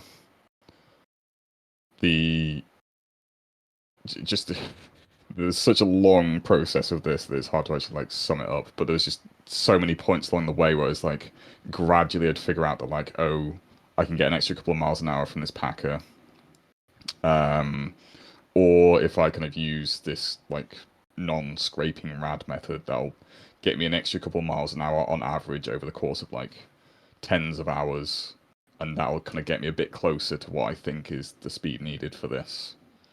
And then I'd kind of go away and like mod the handling and kind of like just spend an hour just like throwing perfect speed at it like over and over again to just see if I could get a good enough bump to actually reach the roof at all, even with modded handling. Which I think I did actually get once, but it was when you kind of like total up the amount of attempts that I was doing with modded handling over the course of like 2 hours, I was like, if I was to try and translate this into real time, real attempts, how long would this attempt have taken where I actually reached the roof? And it was something like 5,000 hours of attempts. And I was like, fuck me. Um, and yeah, but this is also what I was saying earlier, where like even if you're testing using these tools or like modding the handling or whatever, there isn't a direct correlation one to one between that testing environment and what might actually happen when you're doing real attempts. I also found this on Boo's ETH Real Spot, the double bump thing. If I was testing that using like tools, then I couldn't get anything good to happen. But within 15 minutes of trying it myself, naturally, then I had like an edged attempt or something like that. It's just weird how it works. I don't know why, but something in the physics just doesn't like you not doing things naturally for some reason. But yeah, all of that experience like kind of gradually built up and things became more and more realistic as time went on. Up until the point where I was kind of like figuring out the actual like how do I actually stay on the roof then. And that's when I started thinking like, well, if I'm gonna spend like 1,500 hours on this and I can't land on it flat, what can I do? Well, I could put a second vehicle up there. I'm not using the Packer at this stage, so I can put a Hunter up there. And that, it's lame, but this is such a ridiculous spot Mm. that maybe that's the only way it can be done. The other choice is It's not to ideal, land but and speed up and then try and clear this gap and edge that roof instead. yep, you can do that. You can actually double bump it pretty convincingly. Also drop bump it and land on the third section of the roof. Mm. But all of this, when I was testing all of this, it was like the chances of that actually coming off are like less than 10%. So you're talking about an attempt that takes somewhere 1,000 to 2,000 hours to actually get that one attempt that reaches the roof in the first place. And then you have to perform that drop bump or like whatever with a sub 10% chance of that happening. The numbers just don't make any sense whatsoever. Sison starts Um, sweating. yeah, with VM it'd be fucking easy. Like you could do all of this You, within an you hour or still two. got to go fast in VM, and it's not as easy as you'd think. Yeah, yeah, with VM input issues, yeah, I can. It's not easy, but yeah, kind of built all of that up. Yeah, there is that screenshot in like the general chat of my Discord that kind of shows like how I started trying to figure out the landing. Which is at one point I actually rebuilt the spot using MooMapper or Map Editor or whatever in the LS airport, and I had like the SAMP ramps that they use to kind of give the initial trajectory, and then like I set up the building on the left so I could see like what the angle had to be, and then set up the actual main building to land on. All of that was just to try and get like consistent attempts onto the roof so I could see with the right speed how the fuck do I stop on this thing. I didn't want to use the hunter, so I moved away from that pretty quickly, set up the packer instead, drop off the roof. That forces me to not use anything on the main roof to stop myself. The packer gave me enough speed, and through just sheer grind and practice, eventually got enough consistent speed that I had an attempt that did land flat on the roof, and I fell off as expected. I tried to like kind of control the air so I'd hit the edge in that first attempt, but I didn't. And yeah, that was like the hardest bail I've ever had, but at the same time, it was actually quite compelling because it proved that it was realistically doable. And that was after 450 hours or something. I got to that point, like the first actual bail. Um, and yeah, from that point on, it's just a matter of I know this is doable. I'm happy to sink like 1,500 into this. Um, Fuck it, I'll just try and make it happen. If it doesn't happen, then whatever. But I'll try. Surely you considered the consolation prize of the white building. Uh, no, It had to be the it's grey impressive. roof. It's 230 foot. It's cool. Um, I don't know. It's a little bit awkward. That side of the road is a lot harder to run up on. So, whilst I did have attempts that get the height for it, they weren't anywhere near the right angle for it. Mm. And actually, like trying to adjust the run up for the right angle is going to impact your speed quite a lot. Mm. I think it is possible. Um, I don't really have an idea of to how long it would take.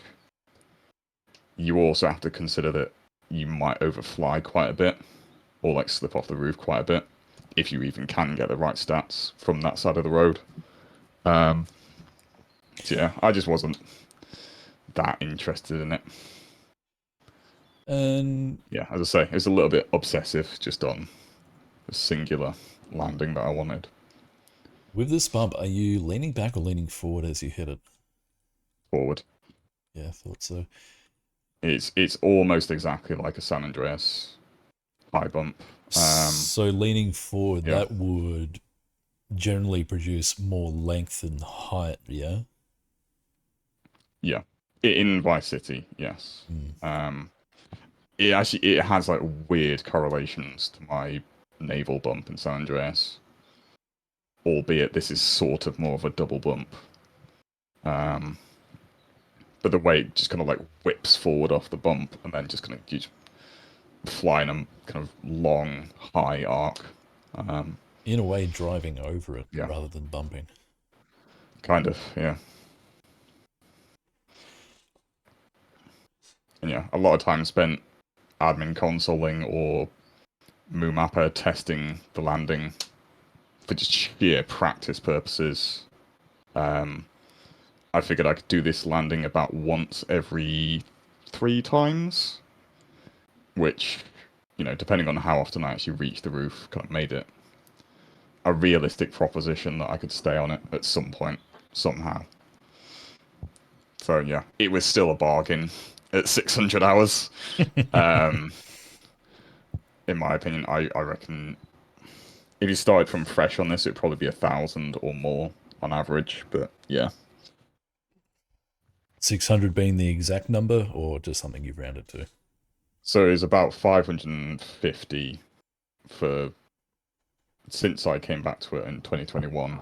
I think it was about 50 when I originally tried it in 2009. So I've been saying 600 for that reason. Sure. And the finisher, driving Yes. into a skimmer with no incline, using the skimmer as a double bump to go 280 feet into the air. You're fucked in Yeah. the head.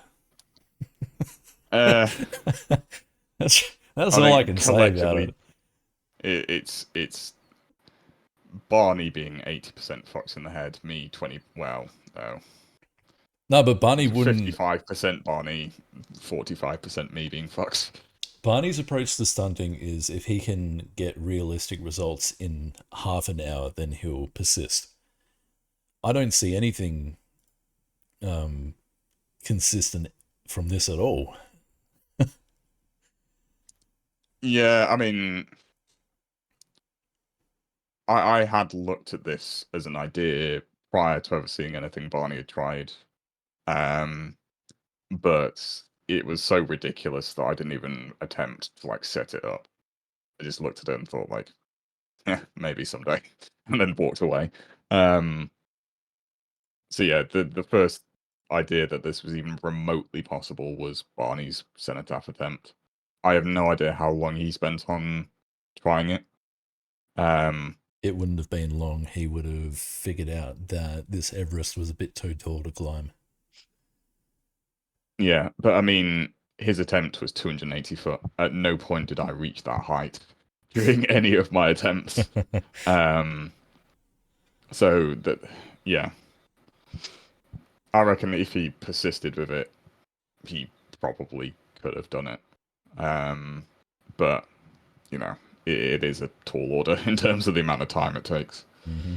Um, and he already had that fucking mag to grind that was also crazy. So yeah, um, no, my main reason for getting into it was just like it doesn't really matter who mods what, who VMs what, if I land this, because this is, I'm pretty sure the biggest, like in terms of height, the biggest stunt there will ever be in Vice City, in the Yeah. Vice City engine. Mm-hmm. I cannot think of a realistic, even building, never mind run up and setup and whatever else, that will kind of go bigger than this. Yeah. So I just thought, again, fuck it. I'd already landed like the hedge bump and all of that sort of thing at this point. This was quite literally the final thing on the proverbial bucket list Mm. as to things I should try for this video. And if it happens, then it happens. If not, we move into editing, and it's still got a pretty fucking good video. But yeah, with that kind of last remaining couple of months of time, kind of just gave it a solid effort. I'd already spent 100 hours ish trying it. Sometime in 2023, I think it was, and came back to it, fresh pair of eyes. Um, I had actually learned some more things about bumping in general when I came back to it as well. Part of which is somewhat superstitious, or I'm somewhat superstitious about, which is trying Massey's Hyman Peterby taught me the kind of hard lean forward before the bump Mm. technique, which apparently is like kind of like common knowledge for a lot of people, but I just haven't spent enough time in and around Vice City stunting to kind of know these things. Yeah, Daffy was talking about that stuff in 06, 07, and I just never took it Yeah, on board. yeah. Um, it seems to be true. It's not true in all cases, but it seems to be true, especially in like packet bumps or like anything where you're going from like flat bike position, like perfectly flat, into a bump, or a ramp or something like that. It's like you're compressing. Yeah, I think I was talking to Radioactive about this. It's like you're compressing the suspension so that when you hit the bump, it kind of gives you an even stronger impact or recoil away from the bump, i.e., bigger stats. Um, yeah, so I kind of deployed that when I came back to the spot, as well as just kind of using, again, like tools and kind of all of that sort of thing to like practice and improve the setup and that sort of thing.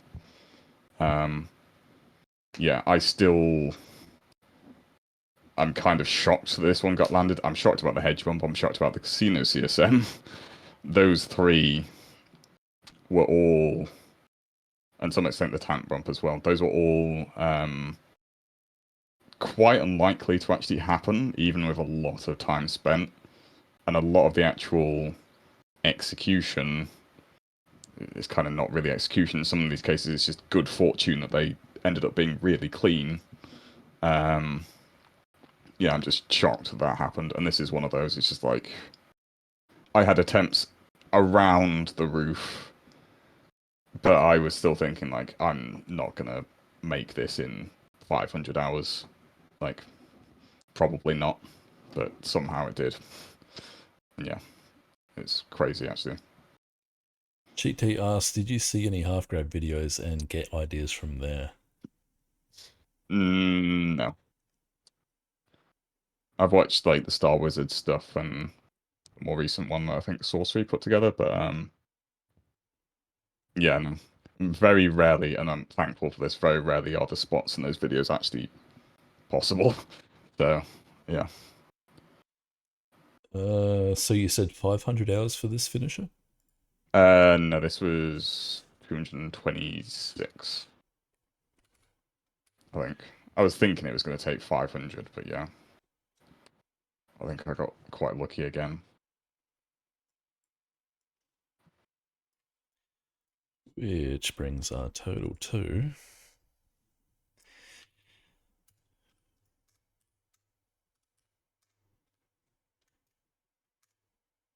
15, 50, 90, 15, 12, 30, 100, 25, 45, 20, 150, 50, 40, 30, 40, 100, 600, 226.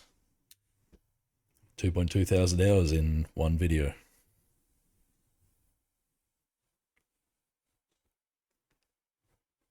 You have muted yourself, sir. So yes, there is quite a lot of dead spots as well. So some of them took hundreds of hours. So the skimmer to white, that was 100 hours, and I didn't land that one.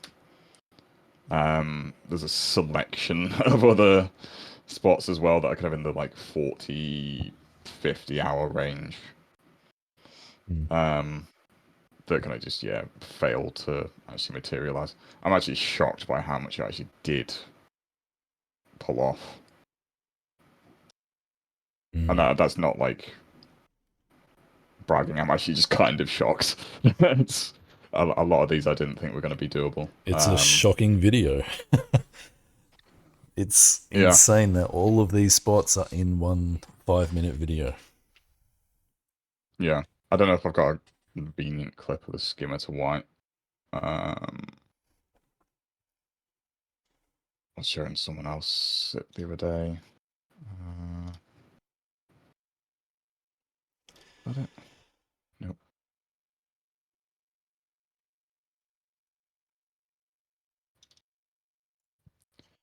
Nope.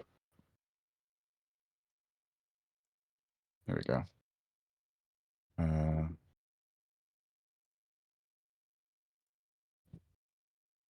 think both of these should be that spot.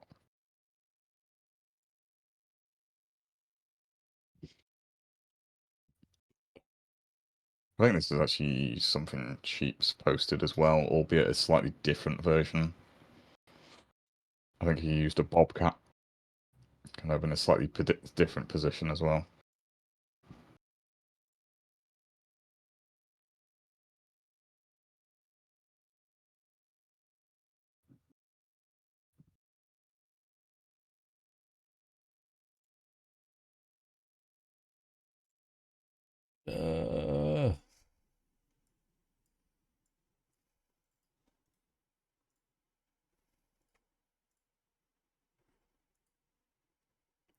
Free spots! Woohoo!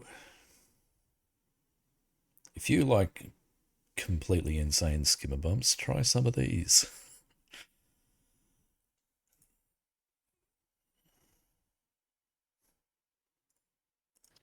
Yeah, obviously going for the lower high roof. That's 190-ish angle. Sorry. So 190 to here. The roof is 190. Sorry, the really spinny attempt I've got there is like 203, I think. Yeah, Download it this is other one. possible. It's just brutally random. I got my best attempt on it, which was almost an edge within the first like hour of trying, and then really struggled to get anything really close to it for the next 99 hours. Yeah, I'm pretty sure this was the.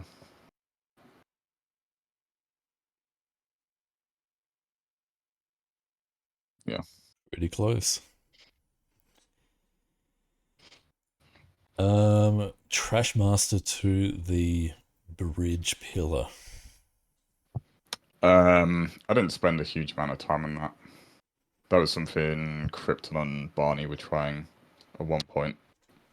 I think I spent maybe like 3 or 4 hours on it, but the landing seemed extremely shit and unlikely to go well. So yeah, I also just wasn't really feeling it for whatever reason. Maybe I had also landed the bridge power P to B as well at that point, so it's like that's kind of too close, two spots in the same area. Yeah, I'm not sure I actually have a clip of me trying that. It might have to be Krypton or something. It's a Barney clip.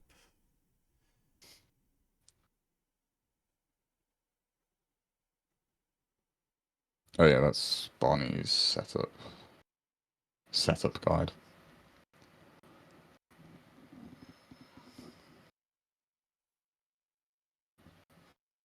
Thank you, Sheep. I'll grab that.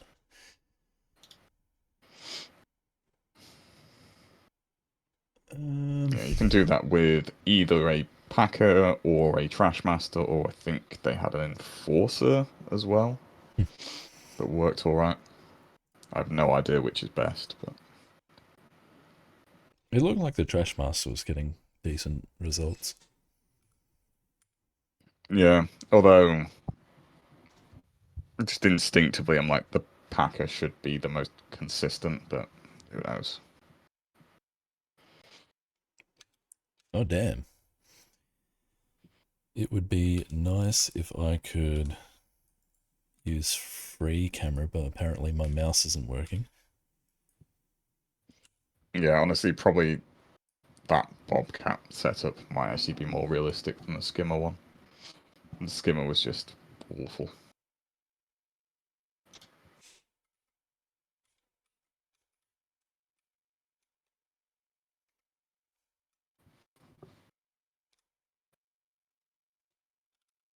Oh, wow.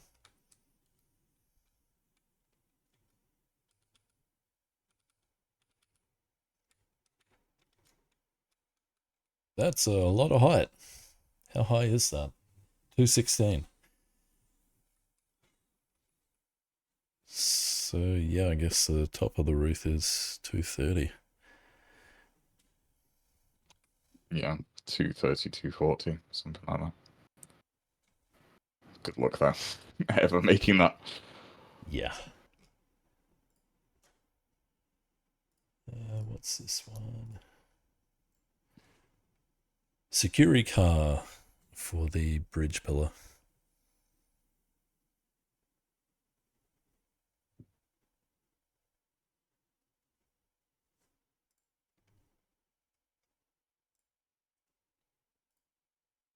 Skimmer. Yeah. It's just the way you like slap into the or have to slap into the slanted part Landing this would be for so that. brutal. Yeah. It's I almost think like slapping the slope, then the pillar itself, and then wall riding onto the other concrete.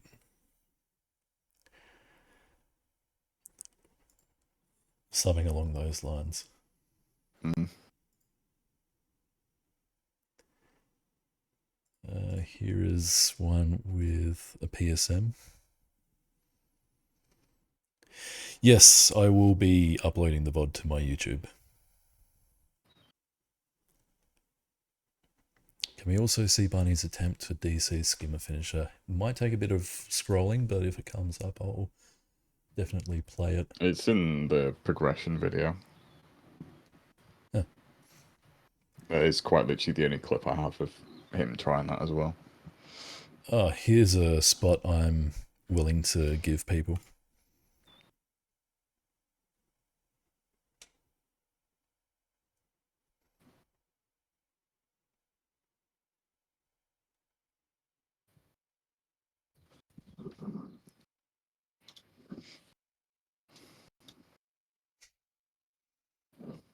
The pain, the pain. Yeah, so there's some others as well, like the freeway nap bump in Liberty City, uh, which I think I've shared that in the GTS Discord as well. But like, if anybody wants to go for that, I'm putting a $500 bounty on it, but your attempts and landing have to be streamed. You can't do it in private. Sorry.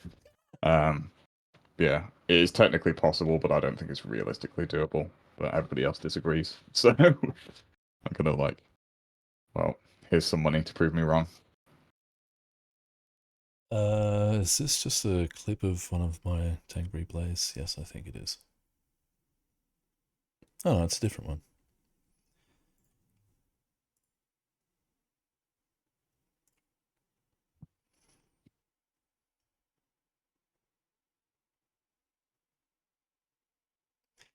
We've all had our close attempts.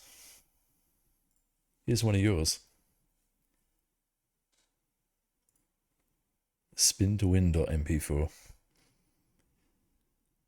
I think that was the land, if I remember rightly. Yeah.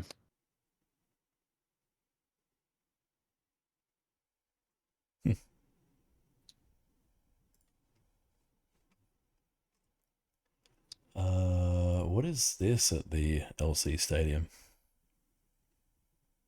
Oh, yeah. Trying to one-up Barney with a mid-air grab. Only some of us are skilled enough. Magda Prek is not something I really No. wanna I've spent a lot of time at really this wanna spot. do. It's not happening. At least not by me. You have to essentially like hold into a grind on the Prek. Mm.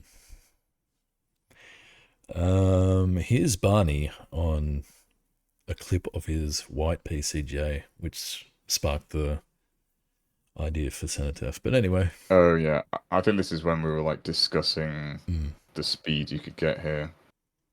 I think this was like almost immediately after Cenotaph, from what I remember.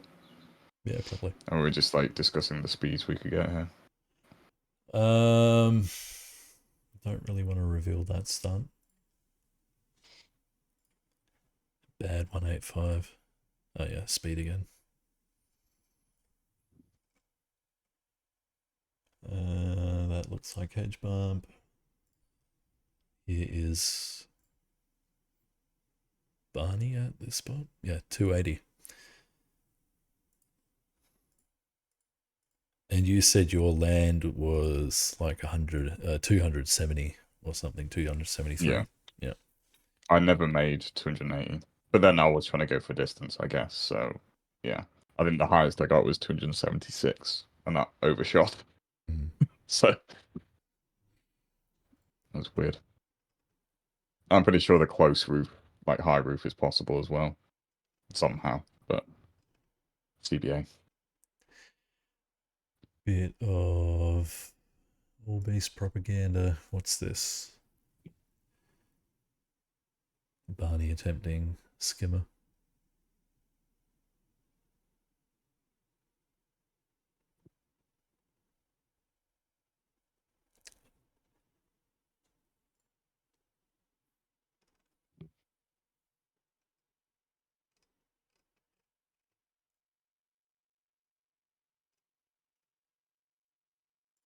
At some point, I might do like a offcuts leftovers video because there is like quite a few of semi-decent spots that I had in mind that either didn't make the cut or I couldn't be bothered with or were too difficult or whatever.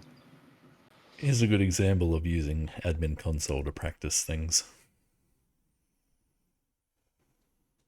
Yeah.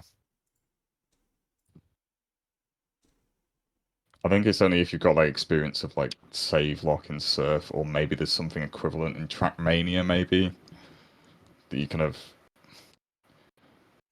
I mean, I guess when you're like learning a song on guitar or something, you break it down into segments, right? You learn it Yeah. bit by bit, and then pull it together into the whole later on. It's the same thing. You learn little bits and then try and form it into a proper attempt. Rather than getting a good attempt where you shit your pants and end up screwing up the stunt, you get the good attempt and go, oh, I can do this thing that I've practiced, and then get a Yeah, much better result. yeah. I mean, there's limits probably to how far you can push sheer practice in Vice City. I don't think you can really do the kind of CSN level combo grinds. I think that's kind of pushing it too far because there's so many variables at play there. But you can probably, do pretty good stunts uh, with it.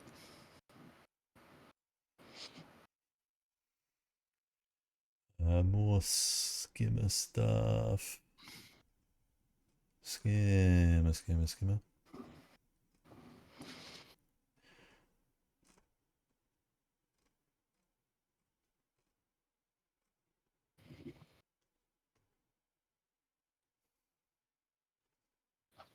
It's a real Mr. Number One.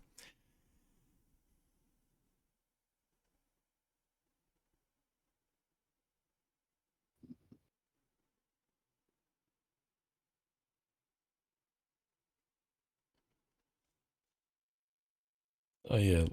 Looking left or right to reset camera angles before a grind. Quite handy. Yeah, I did that on the dam grind, I think. Got into the habit of just, resetting the camera angle. 'Cause otherwise, I was coming out of a core because it's like, I don't know what's going on anymore. My camera's in the sky.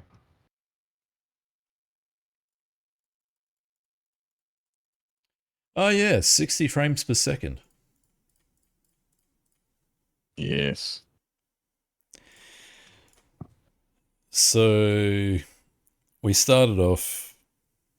Uh, well, I started off with a storyboard. Well, I mean, first of all, you were already kind of experimenting with it Mm. anyway. There's like the CSN opener that I remember you Yeah. got a clip of at one point in 60 FPS.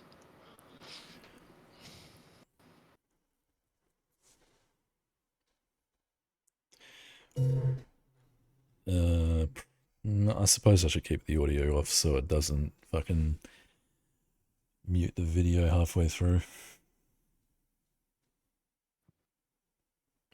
Oh yeah, these are already 60 FPS.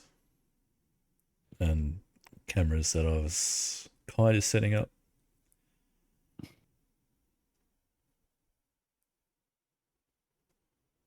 There's the cenotaph.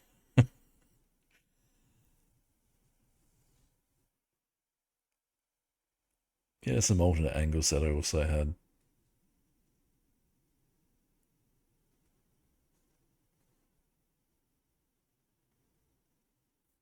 That rad onto that San Andreas highway bump always looks weird. I don't know why. I don't think it's the frame rate because it looks weird in 30 FPS as well. There would have been a map lag at some point. Yeah, it is weird. It just almost looks like Tommy isn't wobbling, but then the bike is wobbling underneath him. I don't know. It's just odd. Yeah, I think I'd pin that on 60 FPS.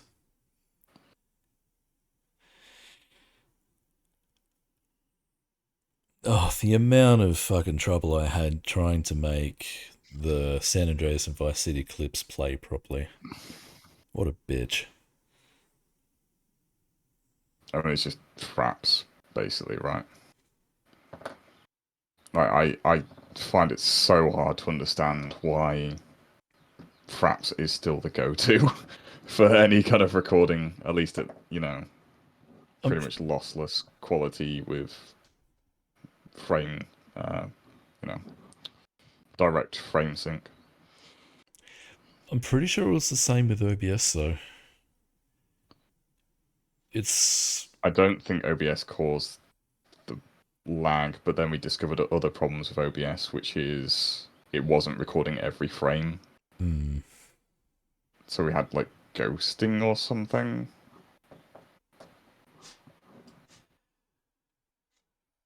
I'm still going to put the issue on the fact that the San Andreas map never actually had LODs, it just had really dense fog. And so on Mm, my filming version of SAMVC, it loads the whole map in. So that's a yeah, but whole much more did data I? to load than the VC or LC maps. I feel like I tried it and I was like locked on 30 FPS with your recording version on my PC, but you've actually got like a better PC than me. So it just made absolutely no sense. It was just like your drive or something might just be weird. I've been meaning to do a wipe on this PC and start again. Yeah, we got there. We got there. Minimal frame lags.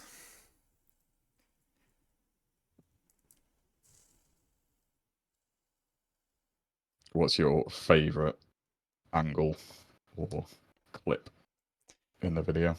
Hmm. I think the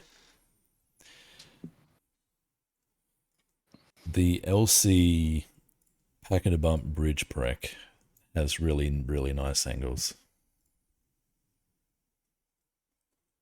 Yeah, I would agree. Where is it? It's a shame the song kind of forced us to cut the run-up angle short. I don't know if we've got that still. Yeah.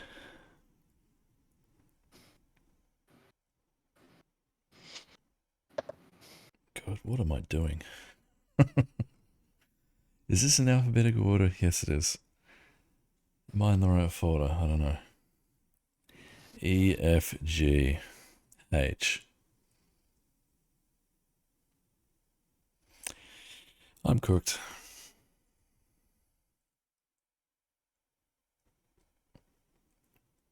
Where the hell is your video, man? There it is. Doesn't have a thumbnail.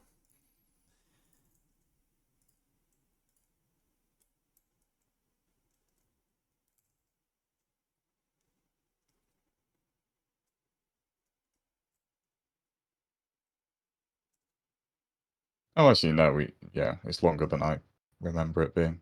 Mm. It's just that shot where the bridge strut kind of passes between the bike and the camera.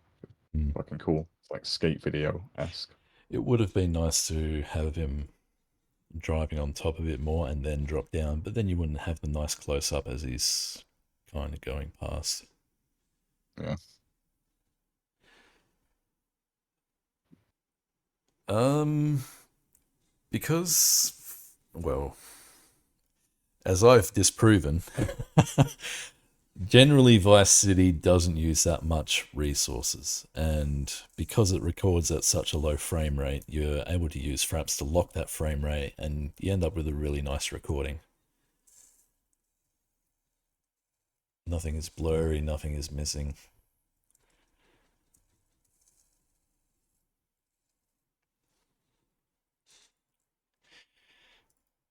Um, Stunts that were left out, and whether I even Uh, recorded them or not. Probably not. I'm probably only there on rep form. Um, Oh yeah, the original title for the video was Entangled. yeah. I mean, I had a Why? lot of ideas, a lot of which were your typical ominous Latin noun. Uh, I'd like juice and box and all this sort of thing. Um, yeah, Halcyon just fit the song quite nicely, the theme of it, which is a bit more like bright and vibrant. Halcyon days, Halcyon birds. Hmm. This would have been extremely filler. It was never really going to make the cut. It's actually kind of a banger, in my opinion. But Yeah, it's a nice stunt, but actually, compared to like everything getting the else, back bump, very small scale. it's small scale, but yeah, I mean, it only took me 5 hours, but I think on average it would take people a lot more if they tried it. Is yeah, getting it enough speed off the back bump is actually like quite difficult and requires a technique, which is spamming lean forward whilst you're going backwards.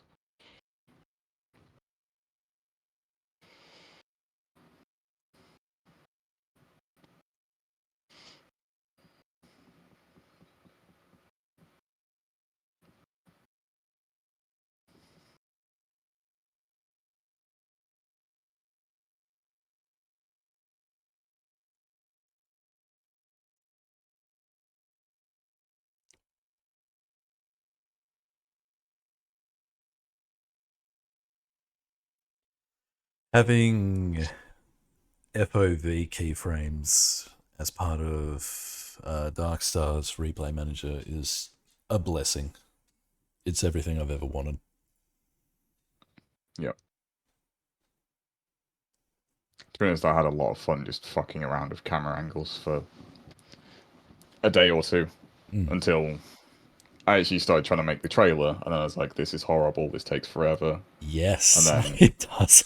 and so it's almost like when you like set if you like turn something into a piece of work that you have to do, then it just becomes tedious. But if you're just like fucking around with it, just like trying out ideas, it's fun. This is why Halcyon took so long, because having already made Cenotaph, I was aware of the sheer amount of work that I was facing, and knowing that really killed the motivation, which isn't fair on you, but it is what it is. It is what it was a lot of work. I did But I did have to redo a lot of these angles as well. yeah,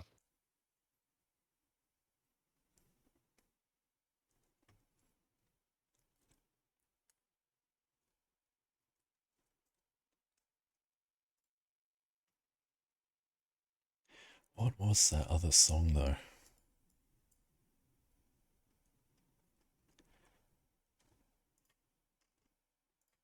go back in the channel and have a look. It was also your Tibetan bowls that I did, which I quite liked actually. but It was didn't either kind of that turn or the into anything. waves.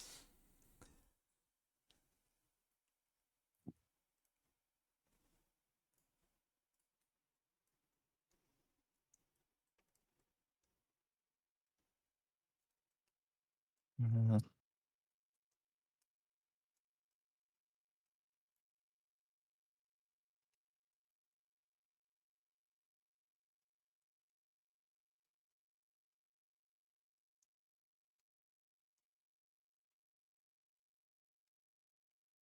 Oh, was it the Mastodon track? Oh yeah, Pain Without Anchor or something like that. that's the Actually, Barney one. recommended.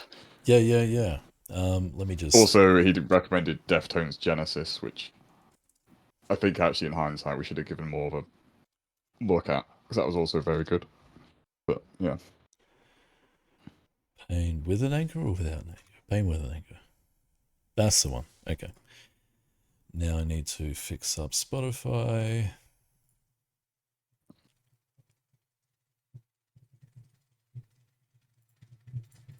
yes, track does actually own, but it's difficult to edit to, I think. Yes. Um, People watching the VOD back will have to load this song up themselves. The VOD will save without this audio.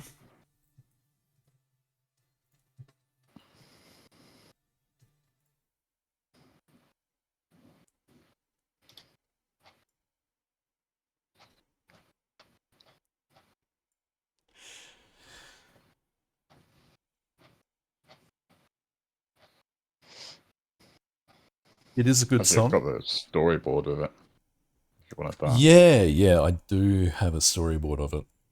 But that was using the old cameras. If I were to change everything over to this song, I would have had to make all new cameras, all new storyboard, basically restart. And it wasn't long before realizing that, where I just said, "Nah, we're using change."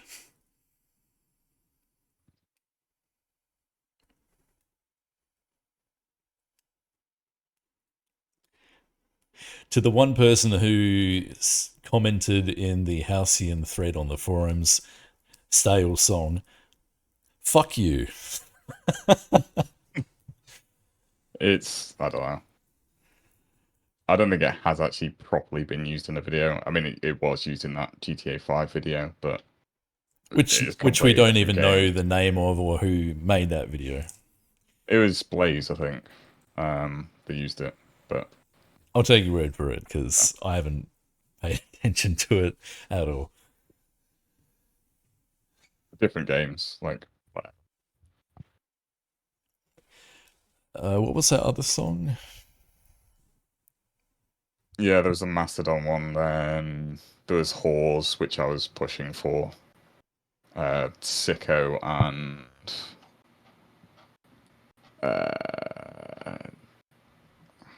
can't remember the name of the other one. It's all from the War album anyway. Anglefire asks, ratting lesson when? I can try. Maybe if I can be bothered, to be honest with you. I'm kind of like completely mentally just out of stunting at this point. Um, On that yeah. note, I'm announcing my retirement. I mean, surprise. Yeah. Stunting isn't fun. At least not at this point. Because me being the competitive prick that I am, I can't have Barney and DeathCobra make such amazing solos and not be able to come back with my own. Oh, wait, that takes several thousand hours of work. I don't like stunting that much. Neither do my wrists. No. I Stunt, don't. If I started now for this, I don't think I could do it again because my wrists are not no, tolerating that anymore. no. Um, yeah. I have enough problem with grip strength in the gym just to be able to like do normal lifts. Mm. Even playing Car Wrecks, Good which is times. a fairly casual game, really, I can only do a couple laps before my thumbs and wrists cramp up. Yeah, I had that with Rocket League. I played like 500 hours of Rocket League, and yeah, my wrists. I've never felt like such pain in my wrists as yeah, No, you don't and that was say. when I was like 28, 29. I wasn't even in my 30s at that point. Like, just fucked. um, I guess it's my time to go into depth for quite a length. The idea of me making another solo comes in the form of completely making a city backwards. What I mean by that is, so the finisher of said solo is just this most insane stunt you've ever seen. It's going to be a backpacker bump, 200 foot high, with an insane gap, land in rads on a roof, natural bump up to another roof, so it's another 150 meters, hit another ramp, do a mag onto a prick. I made the map. Okay. I can make it as easy as I like. Yep. It still That sounds that quite hard, no that matter does, how you map yeah. it. The description alone is way too long to make a part of the map which allows that to happen easily, well, easier, consistent, actually doing it, and all the other parts of the map around that area to make it look like it's natural. That's only one stunt. Yeah. The idea of that video would be two parts. Second part has all of these map crafted stunts that are just ridiculous. And the first half would be me just enjoying the map, doing nice stunts. The songs I had in mind were, the first part was Dreamer Deceiver by Judas Priest. Second part is Painkiller by Judas Priest. They're each 6 minutes long, so 12 minutes worth of stunting around a complete city that I make by myself in a game engine that hates having maps made for it. It Yeah, that's was, more insane than what we've done. So, and yeah. having that finisher play in my mind to the end of Painkiller was something that was a daily occurrence for months. It was driving me mad, but I knew the mountain that I had to climb to just do all of that. What made me shoot that entire dream in the back was I finally sat down and said, okay, we'll start with the backpacker to bump, try and make an object that makes it nice and easy and gets good results. And I put Mm, that into my Liberty City install at the end of the long southbound road. Oh, it needs a bit of tweaking. Okay, I'll change it a bit. Game crashes. Huh? I only moved the object. Why is the game crashing? Okay, I will install the object. Game crashes. My stunting Liberty City is yeah. bricked now. I can't use it. It's fucked. So I just said, fuck this! And now I'm not stunting anymore. Yeah. Even just trying to install skins or do anything with game files is just fucked. I just can't be asked with it. It's awful. Making All the T tools are like 15 years yeah, old and garbage and crash constantly. making Crying. TDRVC took 2 years. Not Yeah. consistently or constantly, but even just taking a map that's already made, kind of translating it so it locates everything in Vice City properly and having it all look decent took a very fucking long time. Yeah. I guess. Games are hard. I, I Oh no, do I do harbour. CarX is lovely. I love making things for CarX. It's so simple. Yeah, I do at some point want to like at least try and entertain the idea that Darkstar had, which is small GTA kind of renderware clone. Yeah. Um, and can we actually do that as a team of, I don't know, 5 to 10 people. Um, that's not the wildest idea, Mm. and there is like potentially a way you could actually like get funding and like put that to market, but you know that's all extremely unlikely to actually happen. But it is an interesting It's kind of hard. It would be hard red ball, to maybe. sell a game that's basically sandbox based on a very obscure niche that not many people do anymore. Mm, the thing is, like, it is sandbox, I suppose, but realistically, you'd probably want to sell it on the story front. You'd want to have like a really like Yakuza style story, 2005 kind of, stunt video lore. There's aliens yeah. attacking the city. What do? We ride our bikes and do grinds.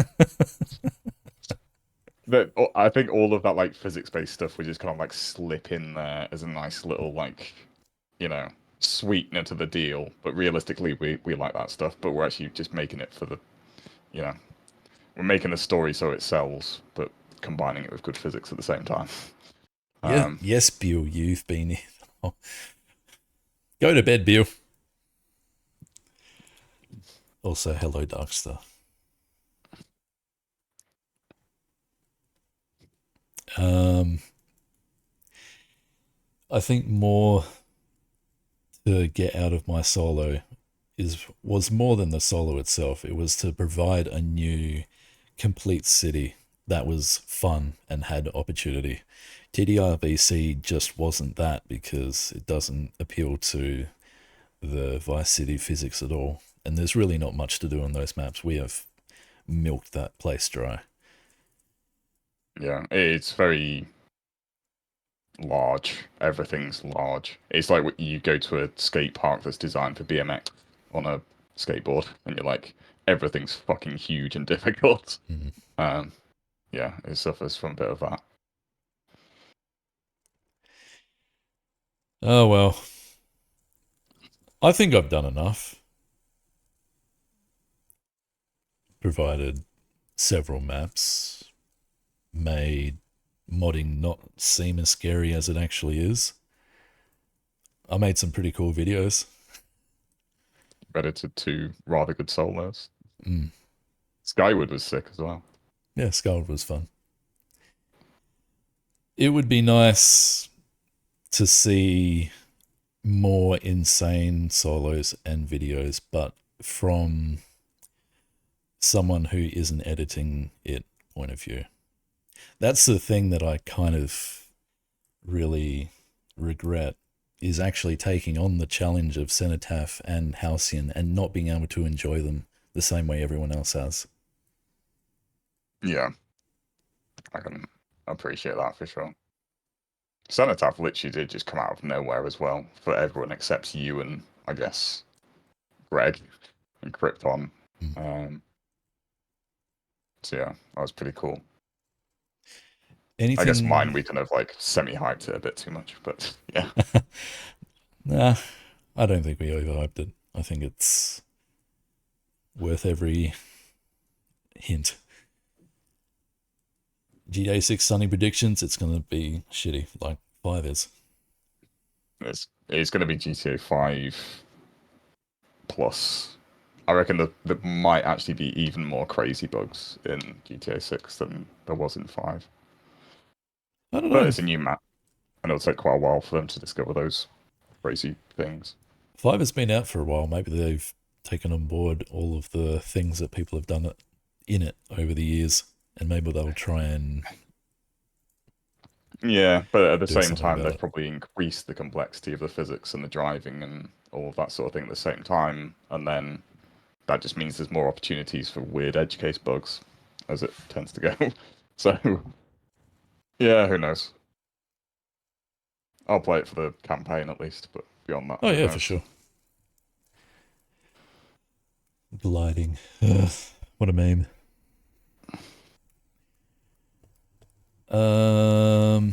What else was I going to say? Oh yeah, who wants all of my replays? Well, I only have one replay that. Uh, do I edit a sort of farewell video? I don't even feel like doing that. Should I just reveal the clown's pocket? Do it if you want to. Or you could put it in like a collab or something.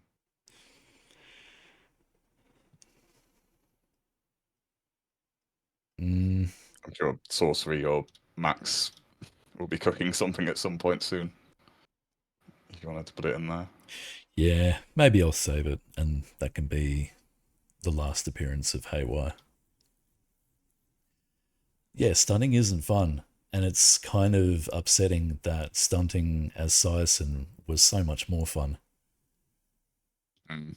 But I I can't even I really do go think back there is. to him because I've done all the most insane grinds that I could find. Oh, I think there is that's another mileage in thing. like a Danny's type save lock tool that could be quite cool. But yeah. Whoa! Thank you for the subscription, Cholito. Wow, oh wow. Anyway, another part of making my whole city from scratch is yay, more opportunities for Sison. Let's see what crazy shit he can do there. That's fair enough. There's got to be a better way than fucking saving half gig save states to your machine, though. That is just so bad. Yeah. I gotta credit AB. He did find something interesting, and I did genuinely have fun with it.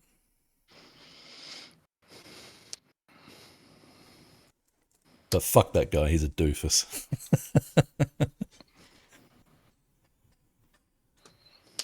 Forever consigned to the troll box now. Rest in peace.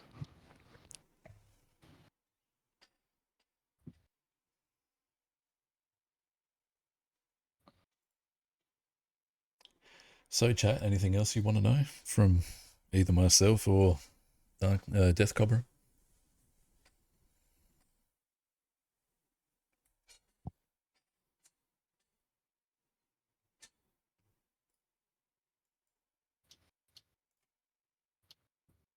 What's my favorite food?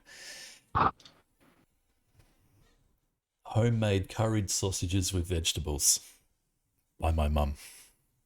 That is my favorite food. Your That's previous very question. wholesome.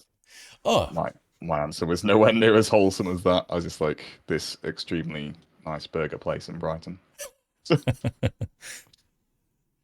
anything else cooking in life for either of us? What are you up to, Death Cobra? I'm trying to buy a house, my first house, and yeah, not easy. And I'm also running into shit like, oh yeah, the land's owned by like this offshore tax evading company and shit like that. So trying to Brilliant. dodge landmines at the same time.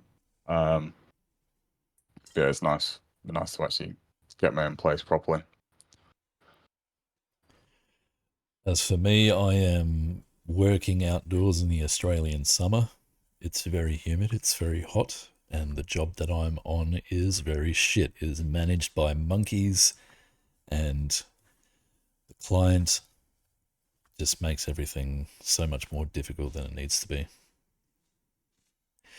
But the longer the project goes, the more I get paid. Yay. Silver lining. Woohoo! Other than in the gaming world, I'm very much indulged in Car X. I love playing that game. It's very fun. Making things for it Is there going to is be a also very sequel at any enjoyable. point?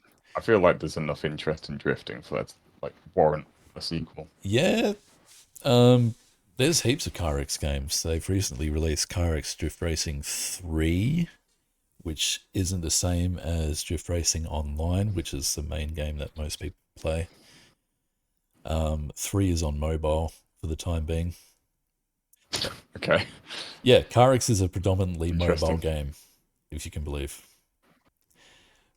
Car X Streets was a massive flop. Everyone lost interest in that pretty quick. Hmm. Do they like sell cars on the app store, or is like microtransactions then or something? Yeah, I'm sure there's all sorts of nastiness about it.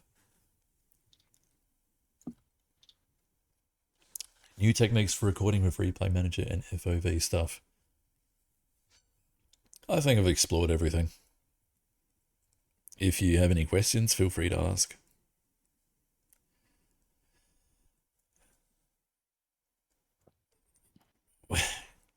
Yeah, I guess we do have a full team. And if push comes to shove, AI, everything that we can't do. That seems to be the way of it at the moment. Oh yeah, Carrick Streets had an obscene amount of AI input. All the voice acting was AI. Nice. I mean, it can be quite okay, but at the same time, it's not exactly creative. No. PCs can't be creative, like, even now. They can only copy and merge ideas. Sheep Tea asks, why do we stunt? That's a really interesting question and tough to answer. Don't know. But personal challenge is a big part of it, I think, at least for me. It's kind of rare that you do something in life that you can say nobody else has done, or in many cases never will do again. If that makes sense. Like, yeah, it's kind of unique in that respect. I think being able to be attracted to something that is visually very cool, getting your toes wet, finding out that it does take a lot of dedication and persistence, and then you finally get that result is just, and it's a very extreme feeling. I don't think there's anything else in life that can match landing the stunt that you want to land. Yeah. The dopamine hit is pretty insane. And I guess this is what compels, speedrunners and people that try and win esports tournaments or anything game related kind of go through, I guess. Achieving a goal. Yeah. You also get to show it off eventually in like a cool video that you put music to.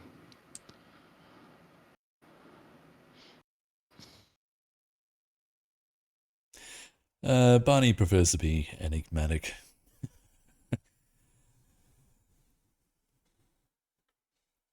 This was good. Yeah.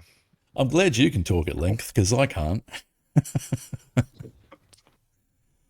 I mean, yeah, I've got a lot of pent up kind of thoughts about the whole process, I guess. I tried to put as much as I could into the actual progression video, but it's just a limit to the amount of text I could be bothered to write on in Premiere. So, yeah.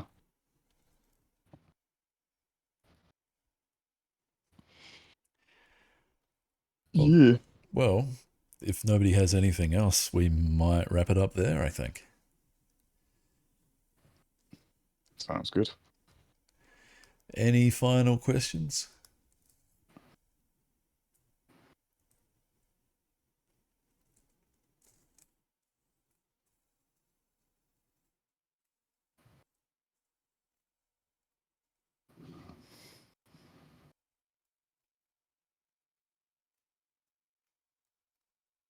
No problem, Sunken City. Hopefully it's seamless. I can just click a button, have it happen automatically when the stream ends. But yeah, the VOD will be on the YouTube.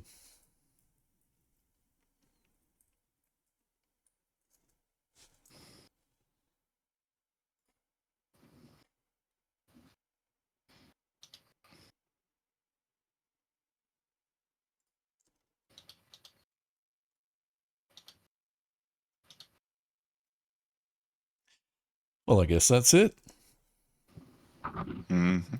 Thank you very much for your time, DeathCobra. It was a pleasure. No worries. Thank you. Thank you, chat.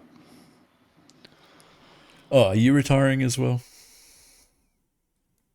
I'm not going to say yes because every time I said I'm retiring, it's turned out to be a lie, and that seems to be the case for a lot of people. So I'm not going to say yes, but I'm definitely not going to stunt anywhere near the same intensity. Maybe 1 or 2 spots every now and then. Twist my arm extremely hard and I might launch Vice City, but I have no desire to. Yeah.